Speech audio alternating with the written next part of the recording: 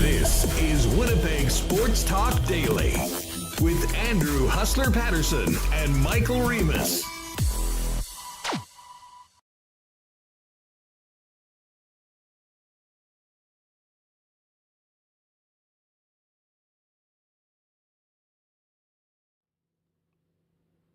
Hey, what's up, everyone? Welcome to a packed Monday edition of Winnipeg Sports Talk Daily. Andrew Paterson, Michael Remis with you here, kicking off draft week. We'll be here in the Peg for today and tomorrow, and then beginning Wednesday, live from Vegas with Winnipeg Sports Talk at the NHL Draft, presented by CoolBet. And developments on the weekend have made this upcoming week, I think, a lot more interesting. Albeit much to the chagrin, I think, of the majority of Winnipeg Jet fans, which the huge story that broke over the weekend of Rutger McGroarty and his people, advisors, if you will, in a very different situation with the Winnipeg Jets than we'd heard at any other point. To the point that we are hearing that a trade is, to some people, imminent, others likely, and could happen this week. And it is a stunning change from everything that we'd heard from the McGroarty camp, McGroarty, the media that have been following this story quite often. And needless to say, it was a big shock, I think, to Winnipeg Jet fans and everyone outside of probably a select few in the organization when this news broke out. Listen, I didn't tweet about this. I was in a sour mood from when I heard about this originally. And frankly, I just didn't want to spend the last 48 hours on social media talking about it. But we're going to talk about it today extensively. Cam Robinson from Elite Prospects was already planning to join us. He had some interesting takes, on social media on the weekend about this. We'll dive in and talk about what he's hearing, as well as, the status of McGroarty as a prospect, where he is as a player. And not that I even want to talk about this, but if the Jets are trading him, what sort of return might be available for a player like that? And Hammer's coming on as well. I mean, listen, Jeff very dialed in on the Winnipeg Jets, and I figured we'd probably be talking Bombers with Jeff. Today, we're going to be talking Jets in this Rutger McGroarty situation.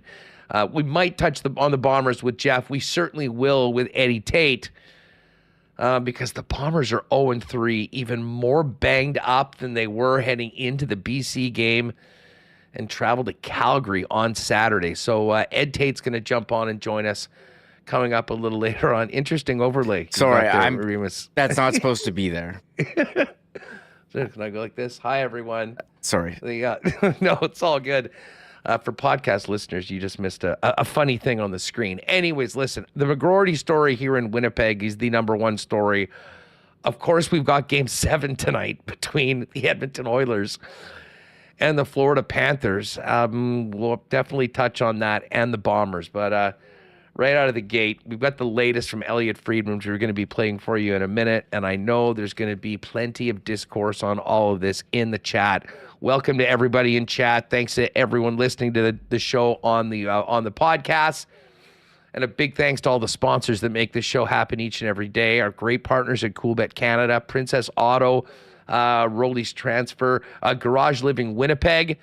By the way, CFL 110, presented by Garage Living Winnipeg, going to drop tomorrow as opposed to our normal Wednesday. We're going to get that done in advance of leaving to Vegas, so pay attention for that tomorrow.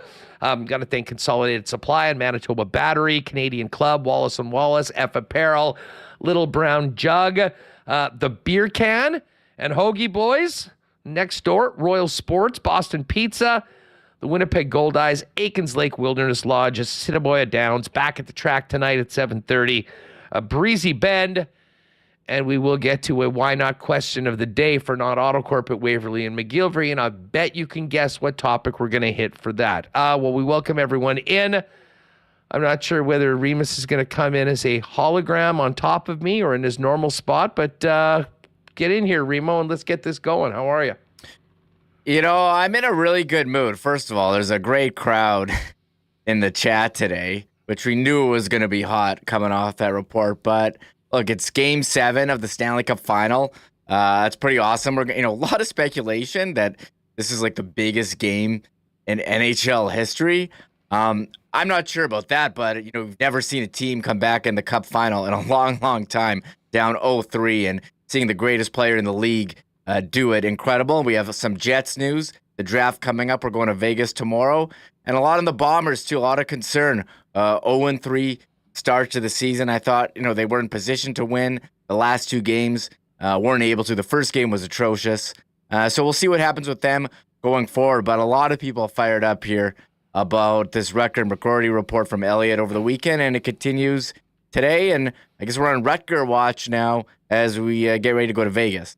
Yeah, listen, I was in a sour mood after the Bomber game on Friday night, and I got a text from someone that alluded to this McGroarty situation, and I thought that they were having some fun with me because I've been very clear on this show. I thought that for a long time that this guy was going to be an absolute key cornerstone of this franchise moving forward, a guy that, like he's been everywhere that he's played, captain of the team. And listen, people have seen, our conversations with him and, all of his interactions with the media. I mean, that's a guy and a personality and a character that excites a fan base. And I certainly wasn't alone in that. So at first I brushed it aside and thought someone was having some fun with me, and then woke up on Saturday morning to Elliotte Friedman's report. And basically the last 2 days, trying to stay away from social media for it, but the conversations with friends and anyone in the Jets circle that, knows what we do here is talking about that. And as I said, Remis, it just is sort of stunning because everything that we'd heard had been that, the team and player are moving forward. I will admit, and we'll get into this with Cam, I was surprised that he didn't sign at the end of his year. But it does seem like a lot of it boils down to the immediate opportunity for Rutger McGroarty to get into the lineup at the NHL level. And at that point, of course, the Jets were chasing home ice advantage, which they did end up securing. And there didn't seem to be a spot for him in the lineup. And that, from what we gather, has kind of soured the relationship very early on between McGroarty, his camp, and the Winnipeg Jets. And listen, for my opinion, I know there's going to be lots of differing viewpoints on, the best way to bring players in, what's in the best interest of the team at a certain moment of winning hockey games and trying to compete for a championship, what's in the best interest for the organization long-term when it comes to some of your prospects. There's been a lot of discourse about the year Cole Perfetti had, being productive, definitely very productive earlier on in the season, hitting that wall and finding himself in the press box for a good portion of the remaining games, as well as the first 4 games of the playoffs. And I'm not sure there's any real correct answers, just that there is, a lot of things sort of on both sides that, we talk about maybe in a different frame of reference now that we've heard what's happened with McGroarty. But I mean, publicly, the first time anyone heard about this was Saturday morning. And Elliotte reported that Rutger's name had come up in trade conversations. And I think that set everyone back, like, hold on a second, what? At that point, all the local guys, got on it. And, the reports were that the view of his long-term future with Winnipeg had sort of changed since the end of the NCAA season. And I know Murat had reported that the Jets were unable to promise a path to playing time right away, while, his teammates, Frank Nazar, Gavin Brindley, they were going right into games, albeit with terrible hockey teams that were going nowhere in the Chicago Blackhawks and the Columbus Blue Jackets that are again picking in the top 5. And then seeing guys like Adam Fantilli and Luke Hughes go and play as much as they did in their first years.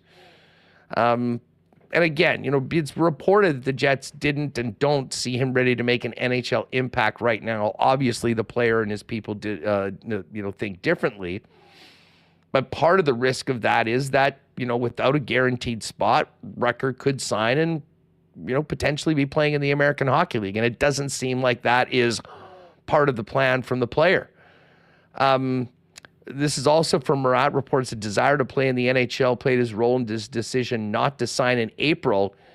He viewed himself more ready than the team did. And the relationship has changed, and they no longer believe their future is with the Jets. I will say this, and again, this is just me, and my take on this. I mean, I do hold out some hope that cooler heads can prevail and this can get worked out with McGroarty in Winnipeg, because I think there's a lot of negatives that come with trading a player in a situation like this. For everyone that's worried about, they're just going to lose him for nothing in 2 years. No, I mean, if this is all about him wanting to play in the NHL now, 2 years is a hell of a long time to wait to be able to pick your spot. But from a Jets perspective, Remis, if the Jets feel like this relationship is soured and maybe the guy that they thought they were getting isn't that guy, maybe what we see publicly isn't the reality privately, and they move on, now would be the time to do it with the draft coming up. But it was a head-spinning report right off the bat, and the fact that we're sitting here right now getting ready for draft week that could involve a Rutger McGroarty trade seemed almost inconceivable a week ago when we were talking about all the things that were going to be happening in and around the league and the Jets when we get to Vegas. Yeah, Elliotte came out with a report on Saturday's 32 Thoughts, saying he's hearing his names in, trade talk with the Jets and with other teams. And then Murat, Ken, Mike, Scott Billick saying, oh, yeah, we've heard this. And Murat saying, yeah, likely to be traded. And Elliotte even saying that today on the Jeff Merrick show. Pretty shocking stuff, that you're your top prospect and a guy who spoke so highly of Winnipeg. Since he got drafted, he's been, Winnipeg's my favorite team. I love it here. This guy was a superstar, shaking hands, talking to everyone at development camp. Everyone was such a big fan of Rutger. He hasn't even played a game for the Jets. Part of me has started to think, is this guy put one over on us where, you get drafted and you just know to say all the right things and all that, where everything he said was, kind of just saying the right thing, maybe not actually what you're feeling, and putting on kind of a role saying, hey, I'm number 1 draft pick. I'm Mr. Winnipeg Jet now. That's who I'm going to be. But I do kind of see it from his perspective, where all your friends, all your teammates have moved on from college. They're all in the NHL. You think you deserve an NHL shot too. And the Jets are saying, hey, we want you to start in the AHL. And for him, I think it's like, well, why would I go to the AHL? And because there's NIL now in college. You think, he's the captain of Michigan. I don't know what the captain of Michigan is going to make. I imagine it's a lot of money. It's probably more than the AHL salary he would make. And he's saying, look, if you're not going to put me in the NHL this year, I can make more money in college. And then I'm 1 year away from free agency. And I think just having NIL available, NIL money, and then if this year he would be a year away from college. I think that threat of him going to free agency. It's not about money, there. I don't think. It's not about money. It's about the path to playing. Yes. And that's why I said before, okay, fine. You can get some extra money, you make an NIL, and you can probably have a great time being Johnny Big Guy on campus and being the captain of the Wolverines and getting a bit of that NIL scratch. Although I don't think that the numbers for NCAA hockey is anything close to some of the numbers that you hear for players in football and basketball programs. I could be wrong on that. But I mean, again, as far as what an AHL salary is, could that be made up? Sure. But again, for a guy that seemingly is hell-bent on playing in the NHL now, the option of sitting out for 2 years before you find a spot that you'll go to, I don't think is is realistic. And listen, it's not going to come to that, especially considering we're hearing that this trade now, again, I still can't believe we're talking about this, could actually happen this week. Listen, let's hear. Remis done a great job of getting some of the important clips throughout the weekend. The first one we're going to play for you is from 32 Thoughts on Saturday, in between Game 6 and 7 of the Cup final. And this was the first story outside of everything to do with Game 7 on the pod. Elliotte's report that things might be going sideways between McGroarty and the Winnipeg Jets. So I'm going to be really careful here, Jeff, because there's a lot of answers I don't have. His family advisor is not talking, and the Jets are not talking.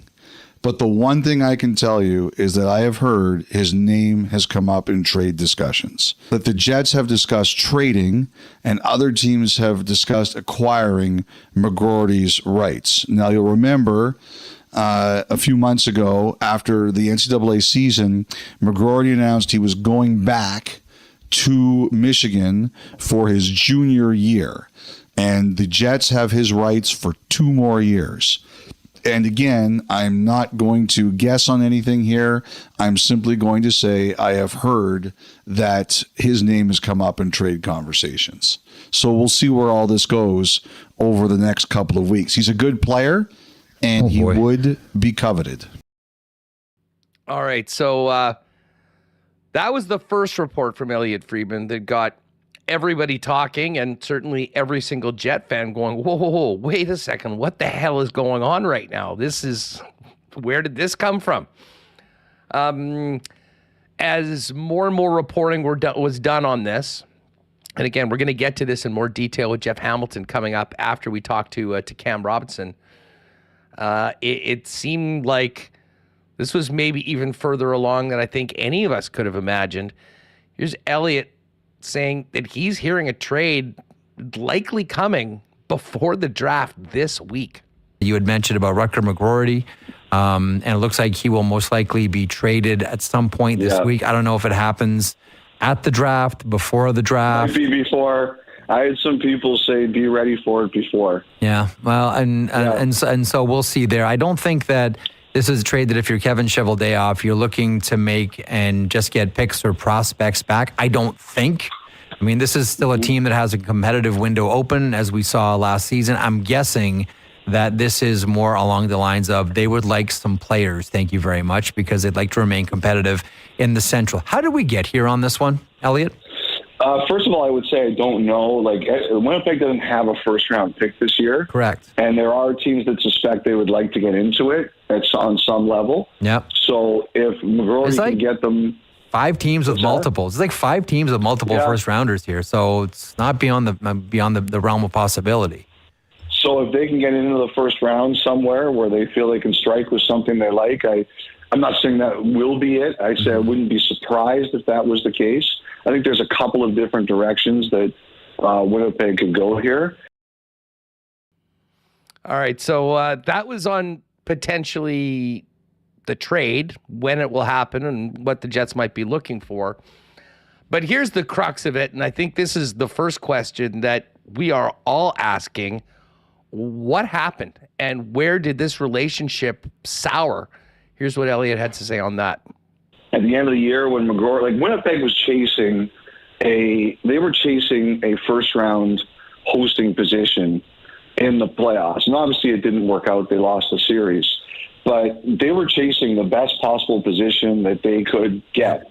Like their games were very real. They had very important games to play.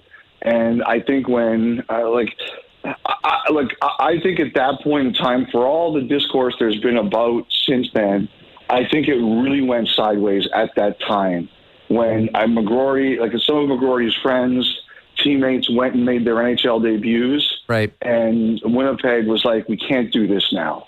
And I think that and for valid reasons, and you could see how, the player would want one thing and the organization would want another. Yep. Like sometimes that just happens. And then, so I think that was one issue. And then when, McGroarty went back to Michigan, someone said to me, if you weren't sure that you were going to be in the NHL next year, and it's not like the Jets were going to promise him a spot. Would you rather go back to college or would you rather be in the AHL? Well, you're 20, 21 years old. You'd rather go back to college. And so I just think at that point, the relationship was changing. And I think at the end of the day, the fact that he couldn't make his debut last year and it wasn't guaranteed to be in the NHL this year, I just think it sent the two sides on divergent paths. And even though Winnipeg could say, you're a big part of our future, we want you here and we see you as a Jet for a long time to come. I just don't think it was going to happen as quickly as McGroarty wanted it to happen. And that's where we are. All right, so there it is. Elliotte Friedman in conversation with Jeff Merrick from today's Jeff Merrick show over on Sportsnet. Appreciate that. It's really hard to make these. Listen, I know there's always hot takes on things like this. I think we're getting a little bit more information, Remo, and some people will say, and listen, you will all recall me. I expected McGroarty to sign, and I thought that he'd play games before the end of the season. So I think if I go back and I'm honest with what I had said, I probably would have done that. I would have found a way to get him into the lineup. I've always been of the opinion that this is a guy that is not just another prospect or another first rounder, but a guy that could be a real difference maker for the organization on the ice and off the ice. Now, was I watching all of his games throughout the season at Michigan? No. There were some other, big time players on that team, that then went and did exactly that. And I was always of the opinion that probably would be the way things went. I do understand, much like when Andrew Kopp signed, he came and wasn't playing as the Jets were battling for a playoff spot. Andrew Kopp got in the final game of the year because the Jets had clinched a playoff spot and they were able to rest all their guys, and Kopp got in a game and then was with the team next year. It does seem like there's some differing opinions on Rutger's readiness to play and contribute at the National Hockey League level right now. And certainly some people, I would have loved to have seen it. I still hold out hope that can happen, although it doesn't seem like that's based in reality right now. And there is something to be said about earning your spot on the team. Just because you're a first-round draft pick and have done well at other levels, that doesn't necessarily mean that you're just going to roll in and keep doing that. And I think there is something to be said. And a lot of people will say, this is now sounding like a kind of an entitled person that just thinks everything should be given to them.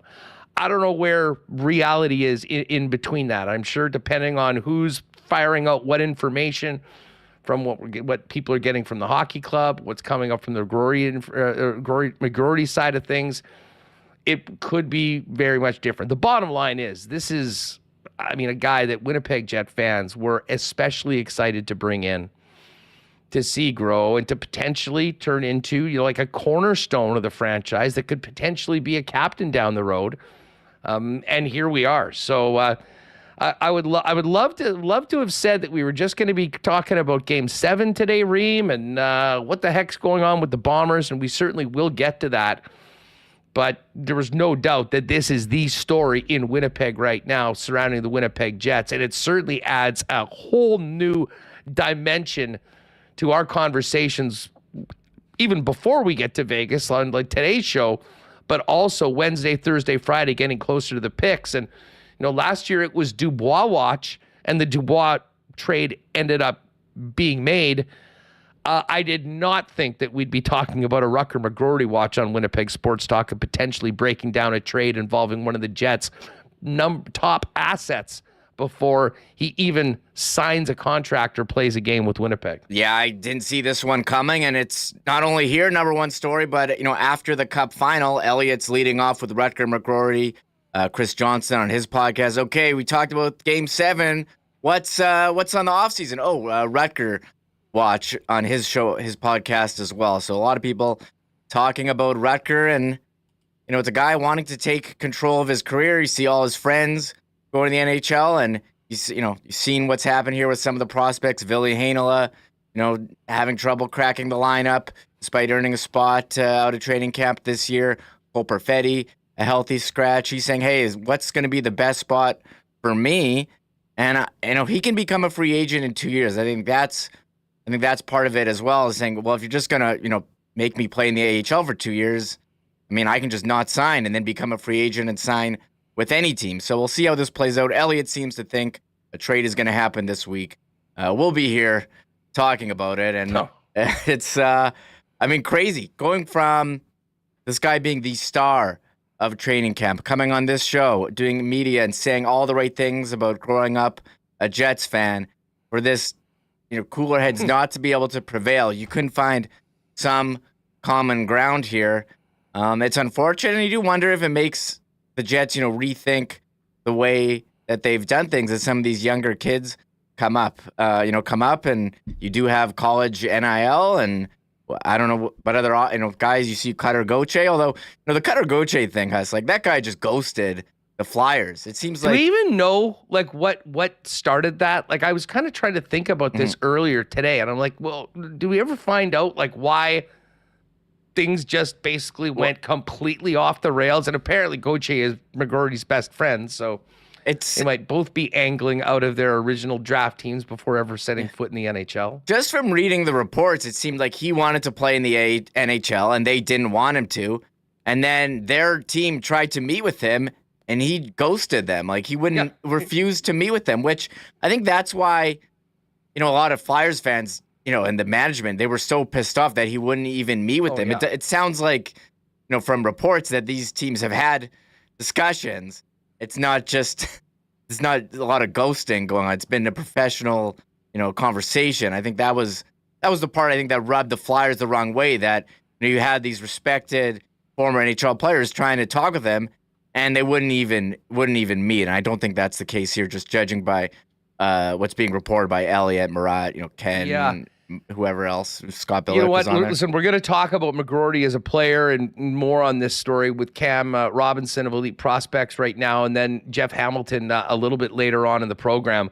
But let me throw out the why not question of the day for Not Autocorp at Waverly and McGillivray right now. I mean, from what you have heard right now and what has been reported, there's two sides to this impasse. Do you feel like the Jets have blown it in this case as far as how they've handled, a top prospect and, with their decisions and what they've said to come to this point?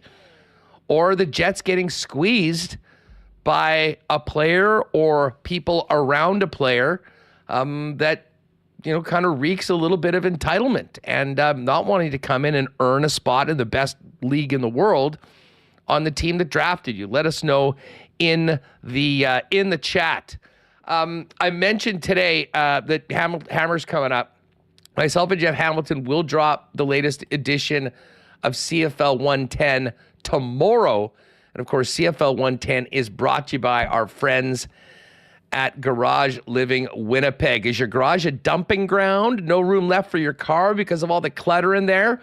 Well, Garage Living Winnipeg can help, and you will not believe what they're doing to garages these days. The fellas, our pal Pat Kanuga and Garage Living, specialize in gorgeous polyaspartic floor coatings, premium metal cabinetry, slat wall, and storage racks to organize absolutely everything in your garage, creating a beautiful, clean, functional garage that not only look amazing, but add value to your home. To find out more about this, get a free in-garage meeting, a consultation, if you will, with our pal Pat Kanuga. Of course, many of you remember Pat from a bunch of the WST and KNR events. Pat was a big J at CBC for over 20 years, but this is a real passion of his, is being a car guy for a long time. He's been a vintage car guy forever and spends a ton of time as a shop in those garages as well as anyone.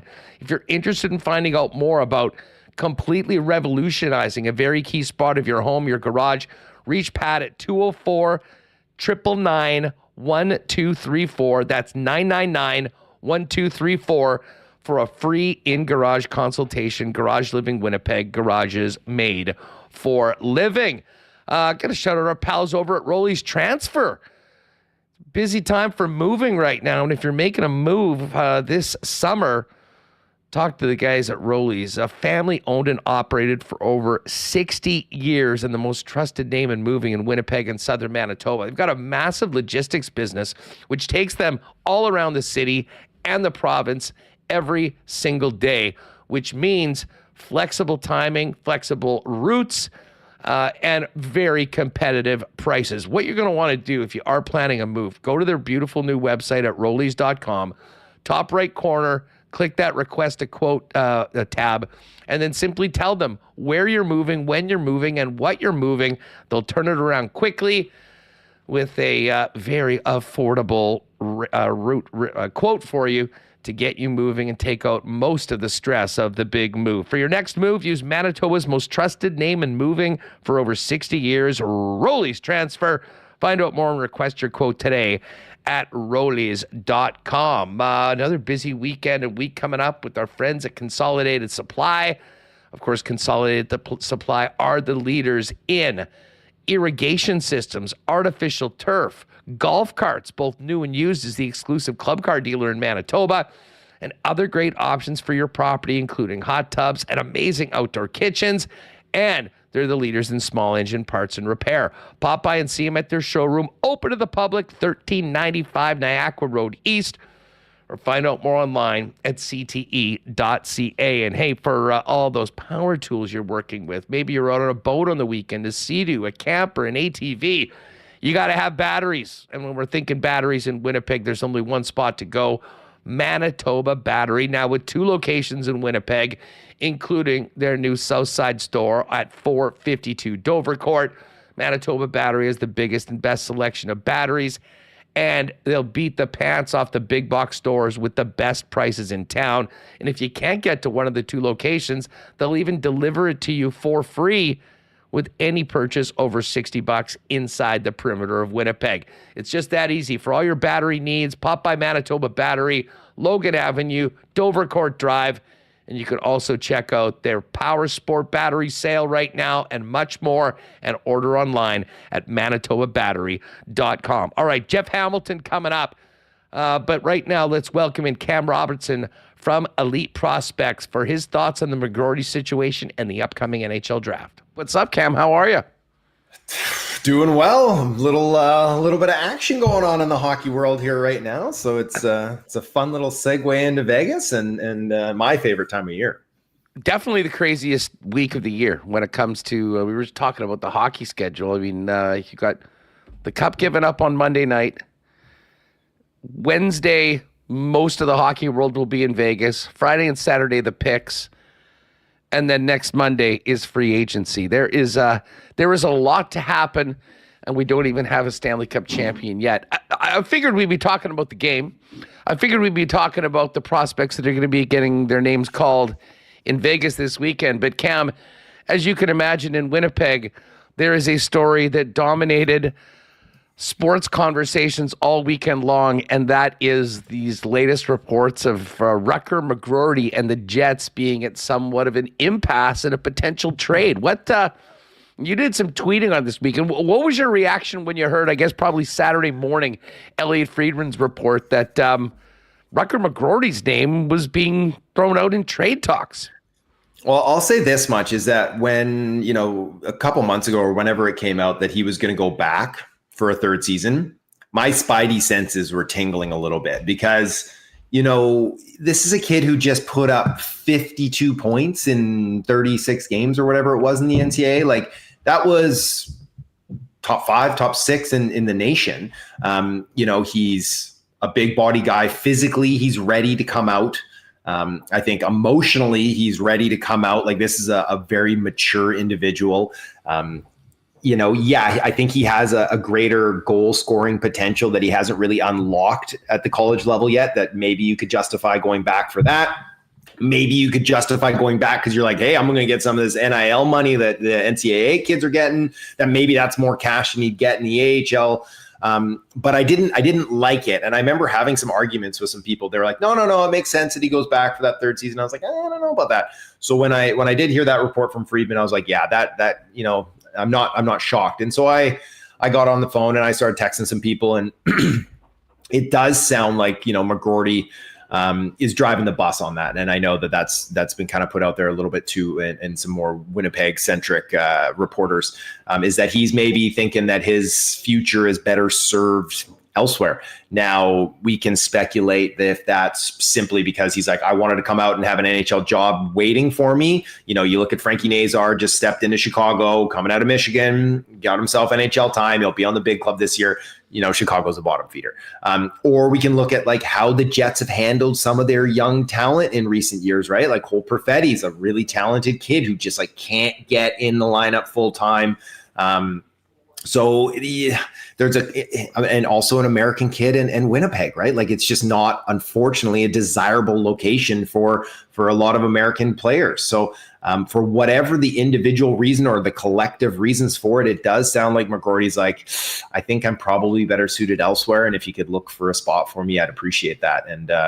And that's tough, right? Because it's already hard to lure free agents to Winnipeg. So it's like you need those homegrown kids that can come up and make an impact on their entry-level deals. And so to lose out on them, and then if the league knows this, like if I'm finding out, GMs are finding out too, and they're not being throwing life preservers, right? They're going to be throwing anchor offers when they think a player's like asking out and a team's, you know, kind of had their hand forced a bit. The one thing I'll say for Elliotte Friedman is he's been in similar positions before. And number one, time is on his side. I mean, You've still got this player for 2 years. And I mean, if the entire argument or basis of the beef is the fact that they want to be in the National Hockey League this year in October, sitting out for 2 years doesn't really seem like that is part of the plan. So you would think going, and I mean, I'll leave this to you. I mean, Rutger McGroarty, considering where he was picked for the Winnipeg Jets, seemingly has been rising. And maybe it's his personality. Maybe it's a lot of other things that brought to the table.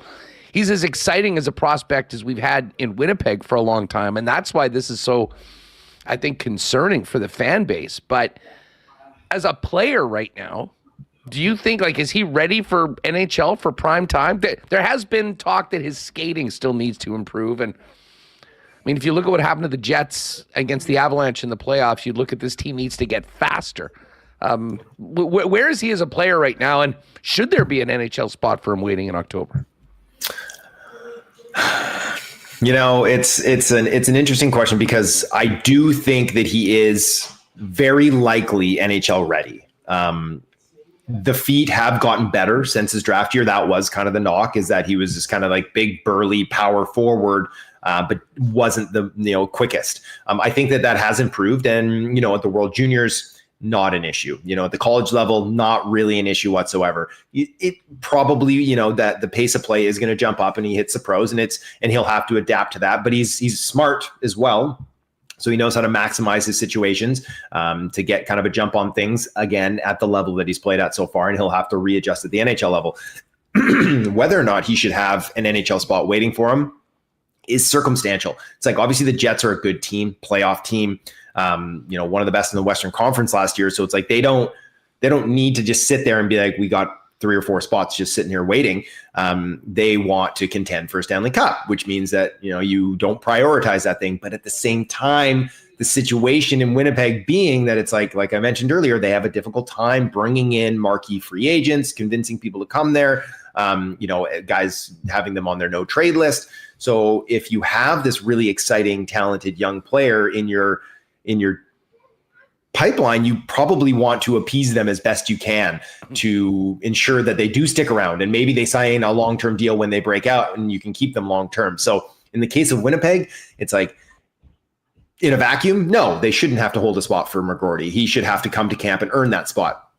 But because it's Winnipeg, they should probably be like, yeah, you have to win a spot, but here's where we envision you playing in the fall on this third line right here, or something like that, right? And then it's on him to make sure he gets that spot. And I think that if you told him that, it's like nothing is assured. But if he signed at the end of his last season, yeah, we'll plug you in. We'll get you in some regular season games. We're not saying you're getting in any playoff games. And then next season, here's a spot we could see you in, and then you got to earn it. I think that probably would have been enough for him to sign and come out. I mean, when I think about this situation, from what we're hearing, it's the McGroarty people kind of driving the bus, and the Jets have been somewhat forthcoming, like, hey, we want to sign you. We want you in the mix. We're not 100% sure that there's going to be, that you'll start the season in the National Hockey League, let's just say. I mean, you could just BS the people and say, oh, that's all good. Looking forward to seeing you camp, and go the other way. But then that has a real effect to it as well. And it seems like just being open and honest about it is sort of biting the Jets right now, but I'm not sure there's another way to go about it. Like, listen, if you're drafted in the top 5, you're probably going to a team that sucks, and there's probably a lot more opportunity than being drafted in the middle of the first round by a team that, is in the playoffs and certainly had a much better season last year with 52 wins. I totally agree. And, open and honest is usually the best course, like almost always, right? Because like you said, if you lie and you say like, yeah, you're come on out, we got a spot for you. And then they stick him in the minors. Now all of a sudden he's disgruntled before he's even started his career, right? And you don't want to start off on the wrong foot like that. So yeah, it does seem like it's biting them a little bit, kind of just being honest and open about where they think he is as a player and where they are in their life cycle as a contender. Which, like I said, if this was Toronto, it wouldn't be a problem, because it's just like kids want to play in Toronto, and they'd just be like, yeah, okay, I got to go earn my spot there. But unfortunately, it is Winnipeg, and that's just kind of how it is. Cam Robertson with us from Elite Prospects here on Winnipeg Sports Talk. One of the other things about Rutger, certainly that has attracted the fan base to him so much, but I mean, every scout that we've talked to, even back when he was getting picked, was more than just the actual player. It was, it was the person. I mean, he's incredible energy. He's been the captain everywhere that he's been before. Does the fact, considering he was always this super character guy that was going to be a culture builder for your team, does this take a shine at all off of him and that part of him as a prospect, that they're squeezing a team before he's even signed a contract? I mean, he is he's a fun character too. Like I got to spend a little bit of time with him in Gothenburg there at the World Juniors, and funny kid, witty, on point, charismatic, enthusiastic. It's easy to enjoy spending time with someone like that. He's also best buddies with Cutter Gauthier, right? And who they're not rep by the same agency, but it looks like they're taking the same route here. And Gauthier doesn't have kind of that personality resume behind him where Rutger did. But I mean, I'm torn, because a pro athlete in hockey, it's your career is so finite, right? Your opportunity to make money, to find success it's a very small window. And so to take some ownership and some onus onto yourself and be like, I think that my career is best served, that I have a hard time knocking players for that. Now, if he was just being pissy about, not getting enough ice time in his second season when he's not doing anything, then I'm like, get better, do better, earn more. But in this sense, I think that he has, proven that he's a top prospect and probably maybe more valuable than the slot he was taken at. So in his mind, he's like, I'm doing everything I can so far at this point. Where's my cookie? Where's my reward? And I don't think that that's too much to ask either. But at the same time, I don't know the exact same backstory too. Who knows if he told them in the interviews, the combine, in his draft year, I'm not really interested in playing in Canada, or I'm not really interested and they just went ahead and drafted him anyways. And now this is something that they've set on motion themselves. Again, I have no idea if that's the case. If that's the case, he is, never mind a hockey player, we should send him to Hollywood, because everything that he said while he's been here has been, 100%. I can't wait to be a Jet, to be here in Winnipeg. You want to talk about a guy saying all the right things? He's done it, which is why this report caught everybody so off guard this weekend when it dropped. Yeah. And I haven't been following it as closely outside of the Winnipeg world. But he seems like a genuine person to me too, right? So it would be, so maybe this is, maybe I'll have to do some more digging. Maybe this is something that it's not just a simple fact of, he's feeling a little slighted by them not having a spot open for him. Maybe something else has happened in recent times. Maybe those discussions didn't go over as friendly as he would have liked. Maybe there was some pushback, where he said, I do think I'm ready. And they're like, we don't. And then, that's kind of created this riff, and it's more recent. But it will be very interesting to watch. And if he wants out, I'm sure he will get out. And then what I'm really interested to see is how do the Jets handle it? Because like you said, excuse me, time is on their side, but at the same time, you don't really like that, that laundry kind of hanging out there for too long. And with the draft this week, there could be an opportunity for them. This is wheeling and dealing time to move a player like that. And maybe could they pull a top 10 pick out of this draft? Could they pull another, good looking prospect in the later first or something like that? If teams are really, really interested in Rutger, which I have a feeling there's going to be a handful that are, They could make this a quick deal, get it done with, and then maybe have a new shiny toy to hand to their fan base right away, right? And which I think would be pretty good to placate them. Well, and I mean, I just think back to our conversations on this show around the trade deadline. There was a ton of interest in Rutger McGroarty. When the Jets are looking to make trades, they're like, how about never mind your first-round pick? What about Rutger? Yeah. And he was thought to be untouchable by the organization. And, for the more people I talked to over the weekend, it seems like something in and around or after the Frozen Four seems to have gotten sideways, because there really was almost no indication that there was any issues whatsoever. And in fact, I was stunned like you that he just didn't sign right afterwards and come here. So there is more to it. As a player and a prospect right now, what do you make of his value? I mean, listen, I think that there'll be tons of teams, especially American teams, that would look at a guy like that, what he projects to potentially exactly what Winnipeg thought that they were getting, a young man that can come in, be an impact player and a real culture carrier going forward. I mean, it's good for Winnipeg if there's lots of teams interested, which I imagine there would be. But again, 2 years removed from being drafted, seemingly ready to break into the NHL. Those players are in a very different spot than, for instance, the Jets would be getting if they got a top 10 pick as part of a deal, knowing that that completely resets the clock of when this guy can help your organization.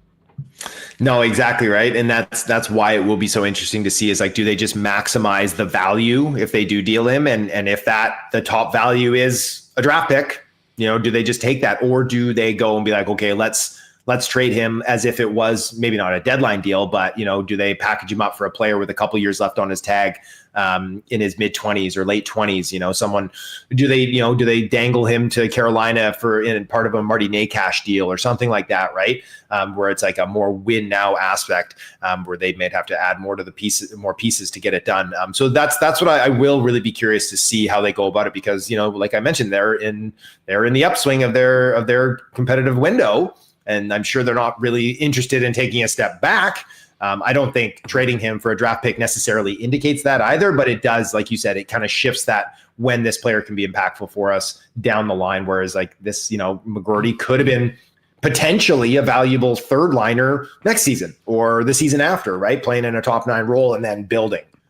Hey, let me ask you this from someone that, is well connected throughout the league, that is really focused on prospects. Part of the conversation that's come out with this, from some, it's a knock on the Jets organization, is the way they quote unquote treat their younger players.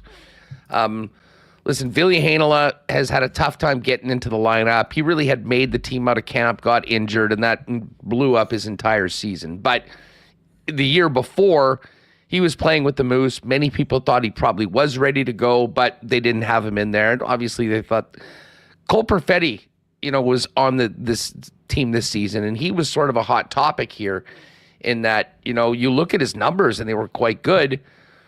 He had 2 assists in 22 games at one point and sort of found himself on the outside looking in, and the Jets went and got a couple guys into Foley and Monahan to round out the top 6 looking ahead to the playoffs. Like, do the Jets have a rep when it comes to how they handle their younger players? And is that something that could be playing a role in this situation?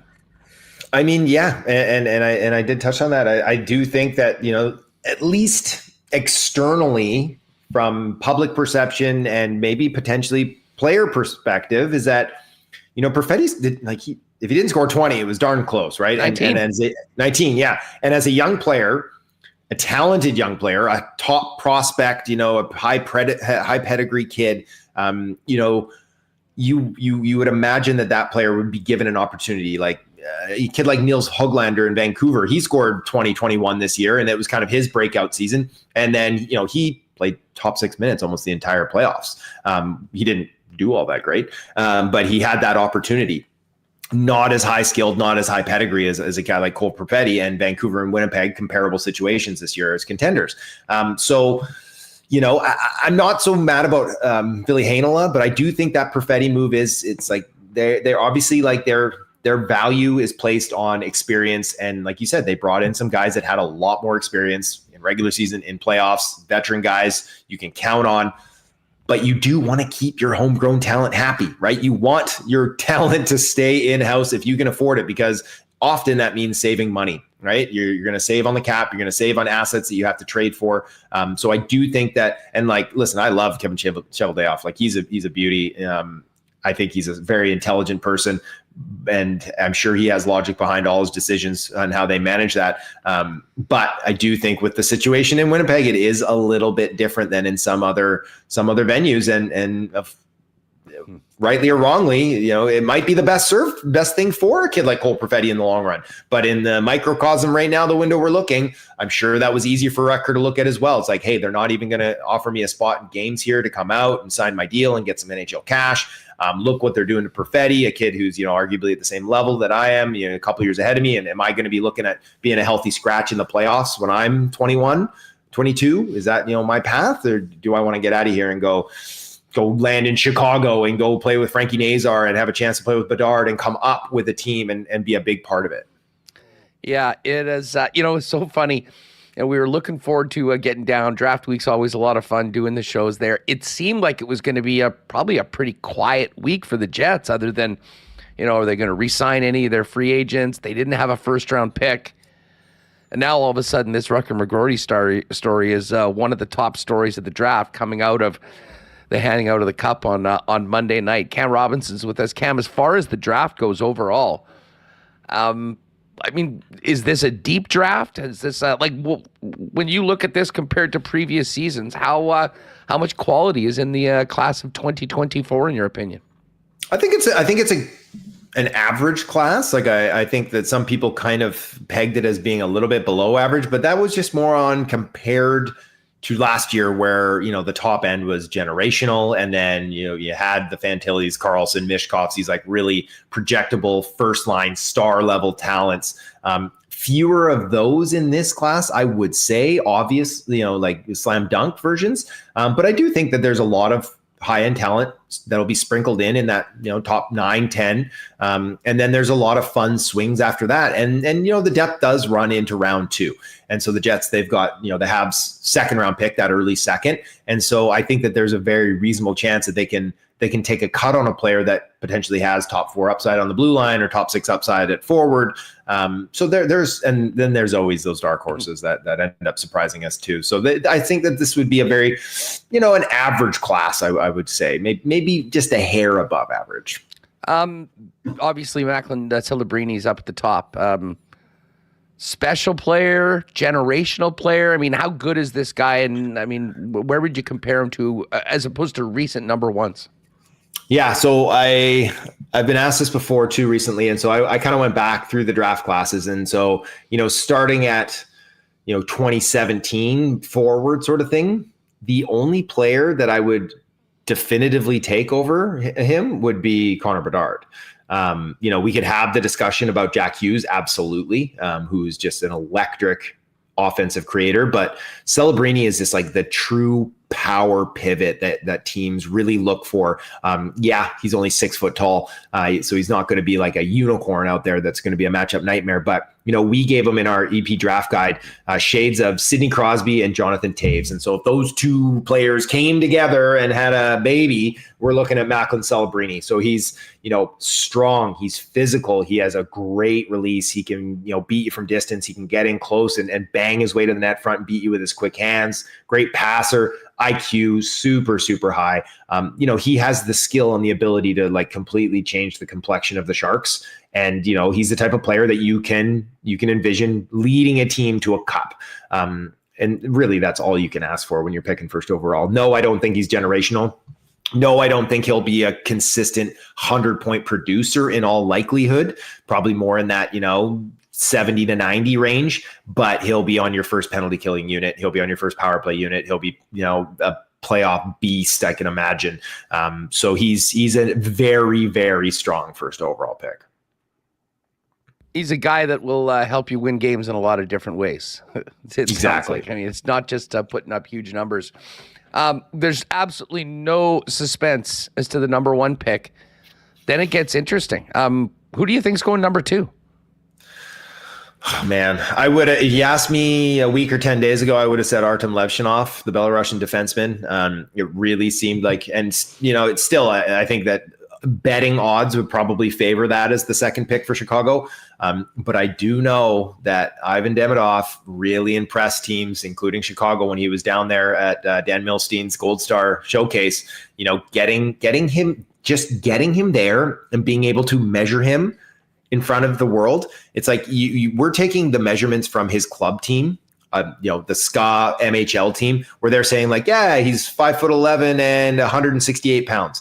And we're like, okay, so maybe he is, or maybe he's like 5'9.5" and like 160, because you just don't know, right? Often club teams will they'll elevate, they'll boost, they'll juice it up a little bit. So to have him come in there, a whisper under 6'1", already 190 plus pounds. Like you can imagine he's going to be 6'1", 200, 205 as a player. Now you're like, we're not afraid of this undersized winger. Now we're like, are we getting Kirill Kaprizov out of this? Like that. And that's the level of player I think he could become. And so if I'm Chicago and I'm looking at like, do I take Levshinov, who isn't a slam dunk number one defenseman, probably a top pair guy, but like, again, not a slam dunk. Or are we going to link up Connor Bedard with like the next generation's Kirill Kaprizov? And it's like, that to me would be too tempting to pass up. But they've got a lot of, skilled players up front and not a ton of like real talent on the blue line that you can really lock in. So I'll say it's probably Levshinov, but I think it should probably be Demidov. How about that? How big is that next tier after Celebrini in your mind? It's actually pretty big. I'd say it runs all the way to 9. That it's and if you ask some teams, it probably runs even closer to like 11 or 12. The case to be made for some of those players at the tail end of it to go second overall would be a little weak. But if Chicago went like Sam Dickinson or Anton Salayev, I wouldn't be shocked. It certainly wouldn't be my pick, but it's not completely shocking. So yeah, the teams at the tail end there that are picking, Calgary at 9, they're going to have a player that's arguably in the same tier as the guy who's picking 2, 3, 4. So that's a nice meaty portion. And all it takes is like one team to get weird. And now that even kicks back a little bit further and they go off the board. So it's that one's going to be like really where everyone I think we're going to hear some oohs and ahs and maybe some gasps in that zone too. Cam, I guess for us, we're going to be all over this McGroarty story, and things might change significantly by the time we get to later on this week when the picks were being made in the first round. As of right now, the Jets have that 36th overall pick, courtesy of the Habs. What sort of a player is going to be there at the top of the second round? Like from a lot of people we've talked to, they said you can go through boards from NHL teams and 20 to 40 is going to be spread.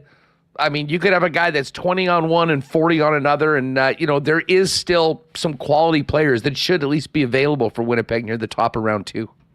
Oh, without a doubt. I think so too. And I think that's probably common for most years that 20 to 40 range is just such a blender depending on who's making the list. But, I was going back for this show, just doing a little look at the Jets history, and, their last 7 top 50 picks have all been forwards, right? They don't really have someone who's like a locked in projectable top 4 defender in the pipeline. So do they target a D-man at that spot? I think if there's one that's in that range, I think that they probably should. And there's going to be a few good ones. There's Dominic Badinka, a 6'3" right shot defenseman who played, the majority of his season in the SHL. You don't see that too often. He's a good mover. He, was asked to do kind of a specific defensive role playing in the SHL this season, and he did it very well. He goes down to the J20, all of a sudden the skills pop. So you can imagine he has enough skill that he's going to be able to move the puck, create a little bit of offense, but has like really strong shutdown defensive instincts that are going to kind of grow and blossom. And that's a player that could very easily be sitting there in the early 30s. Charlie Elick. Oh, go ahead. I was just going to say, it's funny you mentioned him in the SHL because it kind of does, describing it, sound a lot like Alas Monson, who is going to be coming over, who had a great year winning a championship there. And he, along with Ville Heinola, the two guys that do project to be probably Jet defensemen in the next little bit. But Maybe going with Swedes is the right way for the Jets right now, considering what's happening with players from south of the border. Swedes or maybe Canadians, right? Like so like Charlie Elick, another 6'3", 6'4" right shot defenseman, mean plus skater. Don't love the way he handles the puck, so he's not going to be dipsy doodling anybody out there, but like has a real mean streak, and like you can look at him and be like, that guy's going to play a lot of years in the NHL because he's big, he's on the right side, he can skate really, really well, and he's mean. Harrison Brunick too, right? Another he's 6'3", right shot defenseman playing for the Blazers this year. Mobile. Loves to create with every puck touch. So he's a little bit different than those other two. He's a little more of a playmaker, can, make some errors trying to overhandle it a little bit, but like really like interesting upside. Has this like raw upside that he could be like a transition specialist in the NHL at some point too.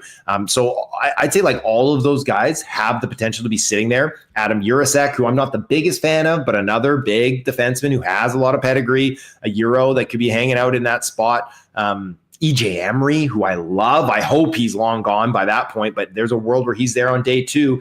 An exquisite rush defenseman. And that's just talking about the blue line, right? Like up front, there's going to be Jet Luchenko might be there. He's probably a first rounder, but maybe not. Tarek Periskak, who put up 50 goals in the WHL as a rookie this season for Prince George. Kind of just like an opportunistic scorer for sure, like lots of offensive upside, needs to round out the rest of his game. Teddy Stiga, just like a motor for days and makes good players even better just through like hustle and IQ and work rate and motor. So there's going to be a lot of fun potential picks there in that early second round, and they'll have their choice of a few. Well, I'll tell you what, I'm looking forward to seeing you down in Vegas. Just quickly, you guys at Elite Prospects have a great deal right now. People want to really dive into the draft. 50% off the premium? Fill us in on where they can get the content and what's going on.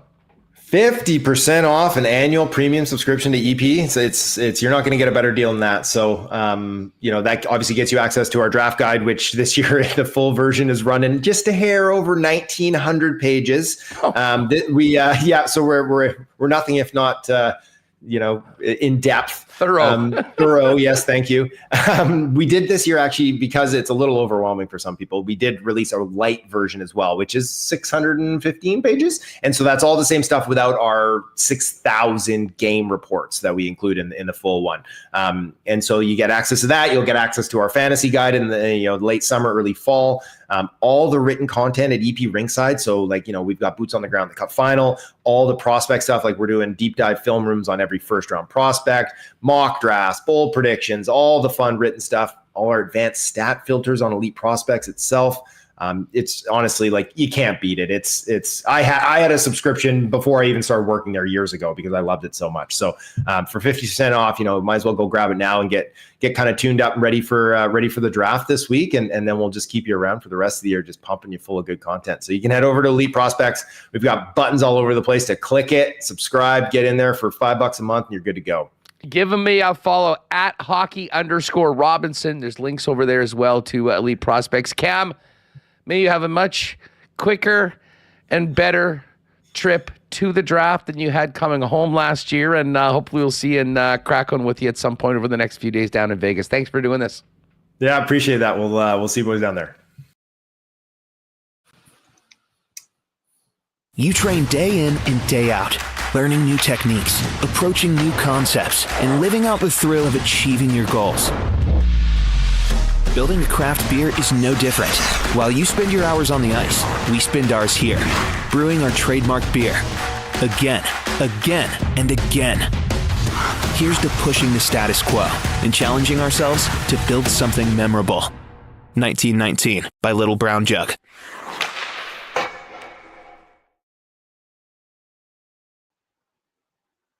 Robinson, really enjoyed that interview, as I think everyone else in the PAC WST chat room did as well. Might try and hook up with Cam again in Vegas coming up in a few days. Do want to thank our friends at Princess Auto. Princess Auto Stadium was rocking on Friday night. Just didn't get the result that we were hoping to see if you were in the stands. Ed Tait from the Bombers is going to join us a little bit later on. But don't forget, a week today is Canada Day. And Princess Auto and the Winnipeg Blue Bombers welcome everybody to the big Canada Day celebration at Princess Auto Stadium beginning at noon. Bring the entire family down. Activities for the kids, great food, music, entertainment, and then the main stage gets going at 3 p.m., headlined later on by Doc Walker and the Sam Roberts Band. Fireworks at dusk. Finish off the Canada Day long weekend celebrating Canada Day at Princess Auto Stadium. And of course, for all of your needs on the best deals on the most unique assortment of tools and equipment around, head on down to Princess Auto, Panet Road, Portage Avenue West, and you can always shop online 24/7, 365 at princessauto.com. I joked going into Friday that I hope they ordered some extra Canadian Club for Princess Auto Stadium. That was a very good take by me. What a crowd. And I know the Bombers didn't win, but I mean, that area in around the north end continues to get more packed, get younger, more banging every single game. And I saw a ton of CC and Gingers there being enjoyed by Bomber fans. Listen, Canadian Club available throughout Princess Auto Stadium, including coming up on Canada Day as the official spirit of the Winnipeg Blue Bombers. CC and Ginger, one of the best drinks of the summer. You can get that pre-mixed in cans at your local beer vendor. And for all of your summer entertaining and more, when you're thinking whiskey, make it Canada's best, oldest Canadian whiskey, Canadian Club. Pick it up at your local Manitoba Liquor Marts. Got to shout out our friends over at Wallace & Wallace, the fencing and overhead door experts in Winnipeg since 1946. If your property needs the security and protection of a new fence, or if winter's done a number on your old one, give them a call. Vinyl, ornamental, welded wire, chain link, or wood fences. And if you need a new garage door, they also have Winnipeg's largest selection of overhead garage doors. Easiest way to get in touch, hit them up at 452-2700. The Wallace & Wallace team will arrange a time to come out and give you a free estimate. You can also visit them at wallacefences.com or pop down to their showroom on Lawson Crescent off of Kenniston. Well, we're going to be seeing a lot of special suits done up down in Vegas by the young men hearing their names called in the first round of the NHL draft. You can't tell you if you need to up your menswear game for a big event like the draft, wedding season, or more. Get down to F Apparel. Custom suits beginning at $400, along with chinos, golf pants, custom shirts, both tucked and untucked styles, and an incredible selection of menswear accessories. 15% discount for wedding parties. Make sure to talk to them if you're having a wedding or in a wedding. And if you want to get suited up, find out more online or make an appointment. You can check them out at F, that's EPHapparel.com. Again, F, downtown at 190 Smith Street. All right, it is hammer time. Jeff Hamilton of the Winnipeg Free Press joins us. Don't forget, normally we'd be talking a lot of Bombers right now. Ed Tait's going to join us on the Bombers because I had a feeling we might not get off the Rutger McGroarty topic with Jeff. But tomorrow, new episode of CFL 110, one day earlier than normal with us going to Vegas. Keep your eyes peeled on the WST podcast feed tomorrow morning and tomorrow on the YouTube channel for the debut. Jeff joins us now. Hammer, what's going on? How are you? Good, my man. Just trying to survive this heat wave. Loving it. Of course, my weekend was solid. Obviously, the Bomber game, we'll save that for CFL 110. Looking forward to this episode, man. There was plenty of drama to dissect in the amazing weekend in the Canadian Football League, so, and the landscape of the league looks topsy-turvy right now with the Bombers at 0-3.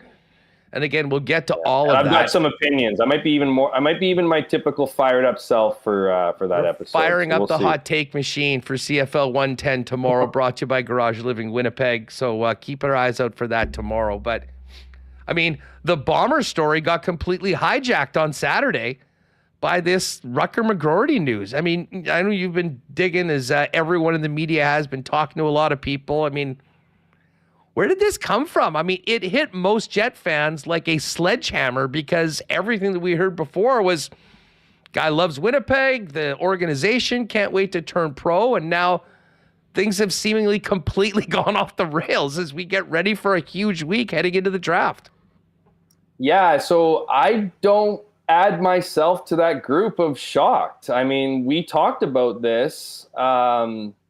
at the same time, I think Mike was visiting. I wasn't in Michigan, Minneapolis for the Frozen Four, and obviously sat down with him and had spoken to some of his close family members, and the vibe was, obviously, really appreciative of the Jets and what they've done for him and whatnot. But for me, the decision to go back to Michigan for this following season was as close to a nail in the coffin as it gets, because it just didn't make any sense to sign after next season, because like we've seen in the past, his options would have been so his best case scenario in signing would have been to sign at the end of his next hockey season, burn that year, 1 year of his 3-year entry level, and then for the next 2 years make, I don't know what it tops out to, just over $1 million with performance bonuses and whatever,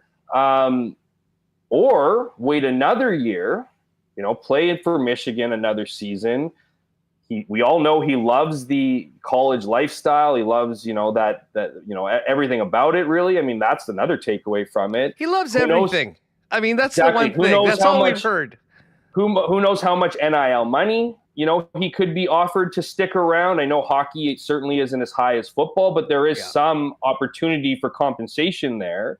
And then he's free to sign with whoever he wants for whatever somebody is willing to pay him. And I'll point to Jimmy Vesey years ago, and I did this when we talked about this subject last time on your show, Huss, is Jimmy Vesey signed with the New York Rangers on a 3-year, over $9 million contract, and he's been chasing that contract ever since.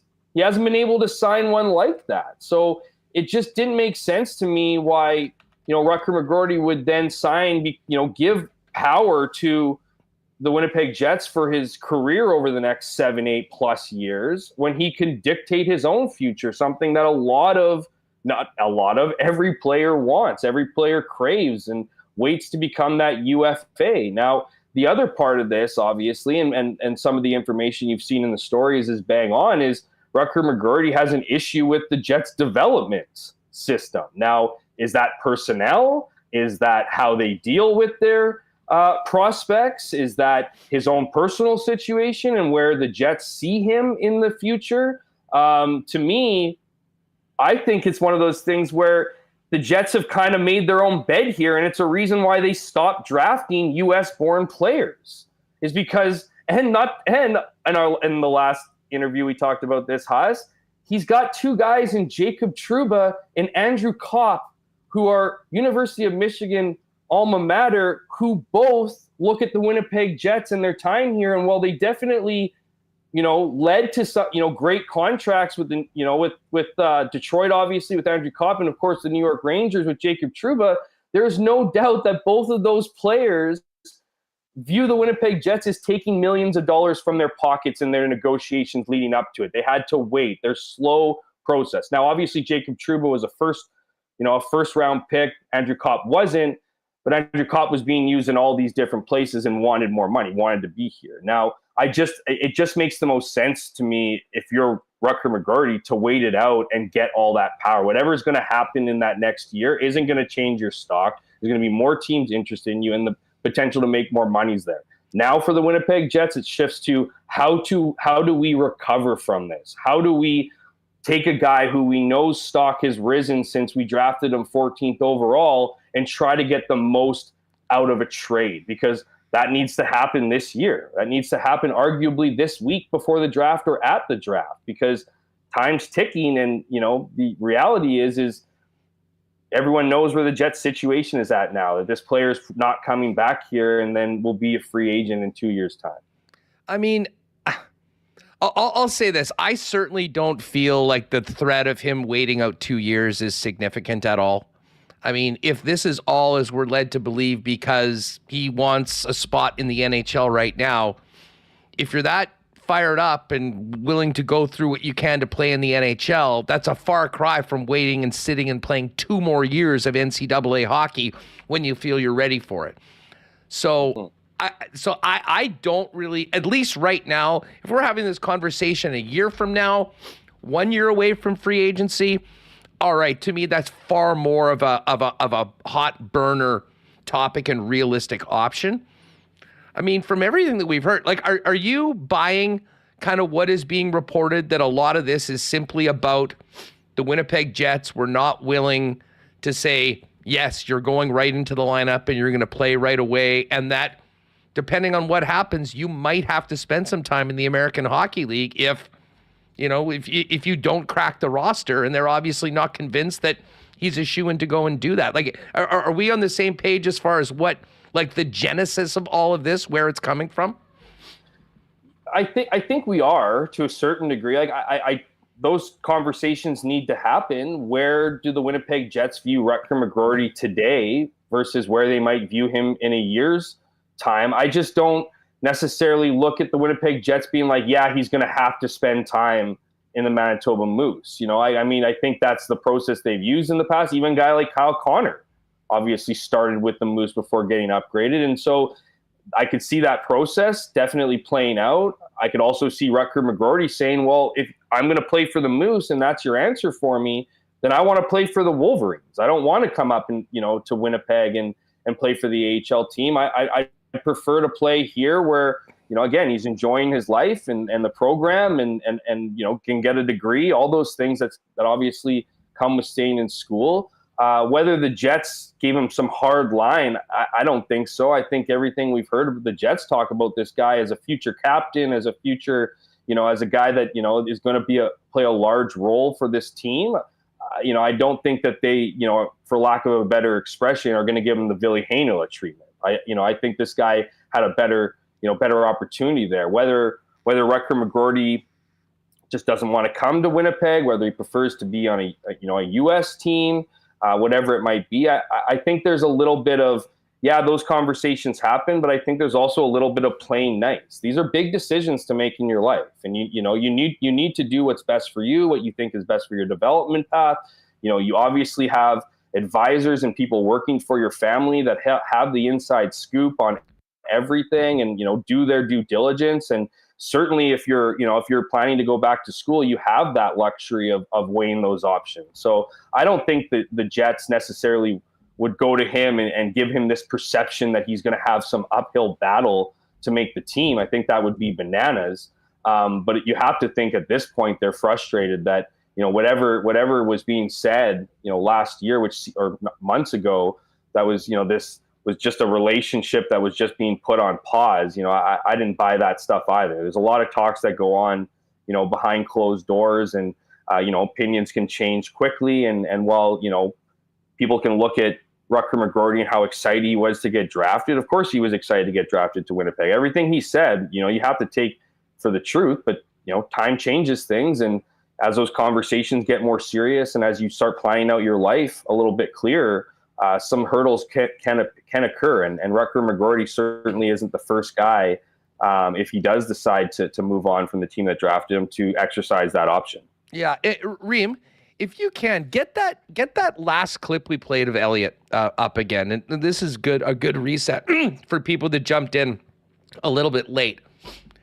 This is from the Jeff Merrick show today. Elliotte Friedman speaking with Jeff Merrick, speaking about, because, again, this report came as shocking news to pretty much any Jet fan. There had not really been anything reported, an inkling of this before. And basically, Elliotte touches on here as to where this thing went sideways and the relationship soured.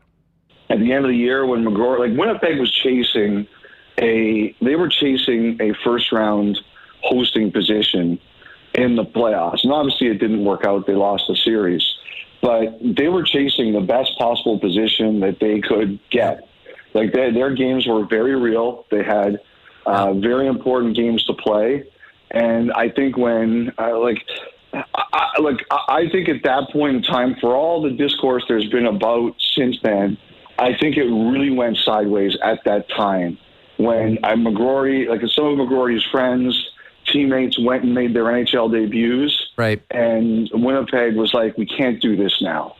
And I think that, and for valid reasons, and you could see how, the player would want one thing and the organization would want another. Yep. Sometimes that just happens. And then, so I think that was one issue. And then when McGroarty went back to Michigan, someone said to me, if you weren't sure that you were going to be in the NHL next year, and it's not like the Jets were going to promise him a spot, would you rather go back to college or would you rather be in the AHL? Well, you're 20, 21 years old. You'd rather go back to college. And so I just think at that point, the relationship was changing. And I think at the end of the day, the fact that he couldn't make his debut last year and it wasn't guaranteed to be in the NHL this year, I just think it sent the two sides on divergent paths. And even though Winnipeg could say, you're a big part of our future, we want you here and we see you as a Jet for a long time to come. I just don't think it was going to happen as quickly as McGroarty wanted it to happen. And that's where we are. So there's Elliotte Friedman from the Merrick Show earlier today. So, I mean, if this basically did go sideways after the Frozen Four, when they were talking about, are you going to come in and sign? I mean, I do kind of get that there's two sides that are looking for two very different things. The Jets' concern is the big picture long term. The players' concern is if I'm signing, I want to come in there and be there right now. And listen, for all the people that are saying, and listen, I was one of them, hey, get the guy signed, give him a couple games, bring him around here. It'll be good to have it, and then you start that path moving forward. The optics of, for instance, doing that, saying, okay, fine, this is what it takes for us to get you signed, when a guy like Cole Perfetti wasn't even playing regularly at that point, probably does create some more problems as well. And I mean, I understand where the Jets were at that time, considering the push at the end of the playoffs, as Elliotte mentioned, trying to secure home ice. But if that is what we're talking about, I just can't believe that it could have gone from there to, hey, we're pushing for the playoffs right now. It's going to be very tough for us to guarantee that you're getting right into the lineup. To he's going to be traded this week is we're talking about two very, very far places far apart, Jeff. And, I guess it begs a lot of questions that no one has the answers to as to what the back and forth bit has been, what else has transpired that has had presumably such a hard line been taken right now to the point that the Jets are seriously considering doing this.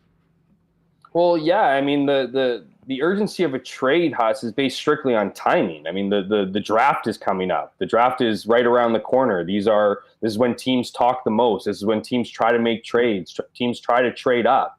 And I believe the Winnipeg Jets are trying to get a first-round pick. I believe the Winnipeg Jets are trying to get a top 10 pick in this draft. And so if you have a guy like Rutger McGroarty and you're unsure, and you're unsure, obviously, if he's going to be here, or maybe he's not, you don't have the luxury of what you did last season, where you just support him from a distance and tell him how great he is. You need to take action. Whether the Jets believe they can reconcile things over the next year, that's going to be a decision I'm sure plays into it. They have the most information at their disposal when it comes to Rutger McGroarty and his thoughts on the future. But he's got to be a guy that if that he's not coming back, he's got to be a piece that's at least being dangled, and see what you can get for him, see what you can get for his stock. But yeah, it is an interesting development. I do think, I think another red flag for me personally was through this whole process of the last X amount of months, as his future was in doubt on whether he was going to come to Winnipeg for the playoff series or continue with Michigan for another year, was all his interviews, he never once said he wanted to be a Winnipeg Jet. I didn't understand that. He never said, I want to come to Winnipeg. And if you want to come to Winnipeg, you say it. I just, that's not good business. You're to be quiet or not say certain things. It's your property of the Winnipeg Jets for years. And, through all the stuff about being appreciative of the Jets and how they've handled this situation, it felt more like a thank you than it was, I really want to be here. And so that kind of plays into it for me as well. And we know the dynamics. I know there's a lot of people who are going to look at Rutger McGroarty and say, what a selfish kid, why would he do this? The Jets didn't do anything wrong. Why wouldn't he be interested in coming to Winnipeg after being seemingly so excited when he got drafted? This is way different than what it used to be. People are approaching this Veterans are approaching it differently. Everyone knows. You hear it more often than you hear it more often in the last few years than you ever heard it, that this is a business. You always heard this was a business because you always heard about it after trades or signings or contracts, but it's just taken on a significantly deeper meaning over the last few years because, like everywhere, it's not just the NHL.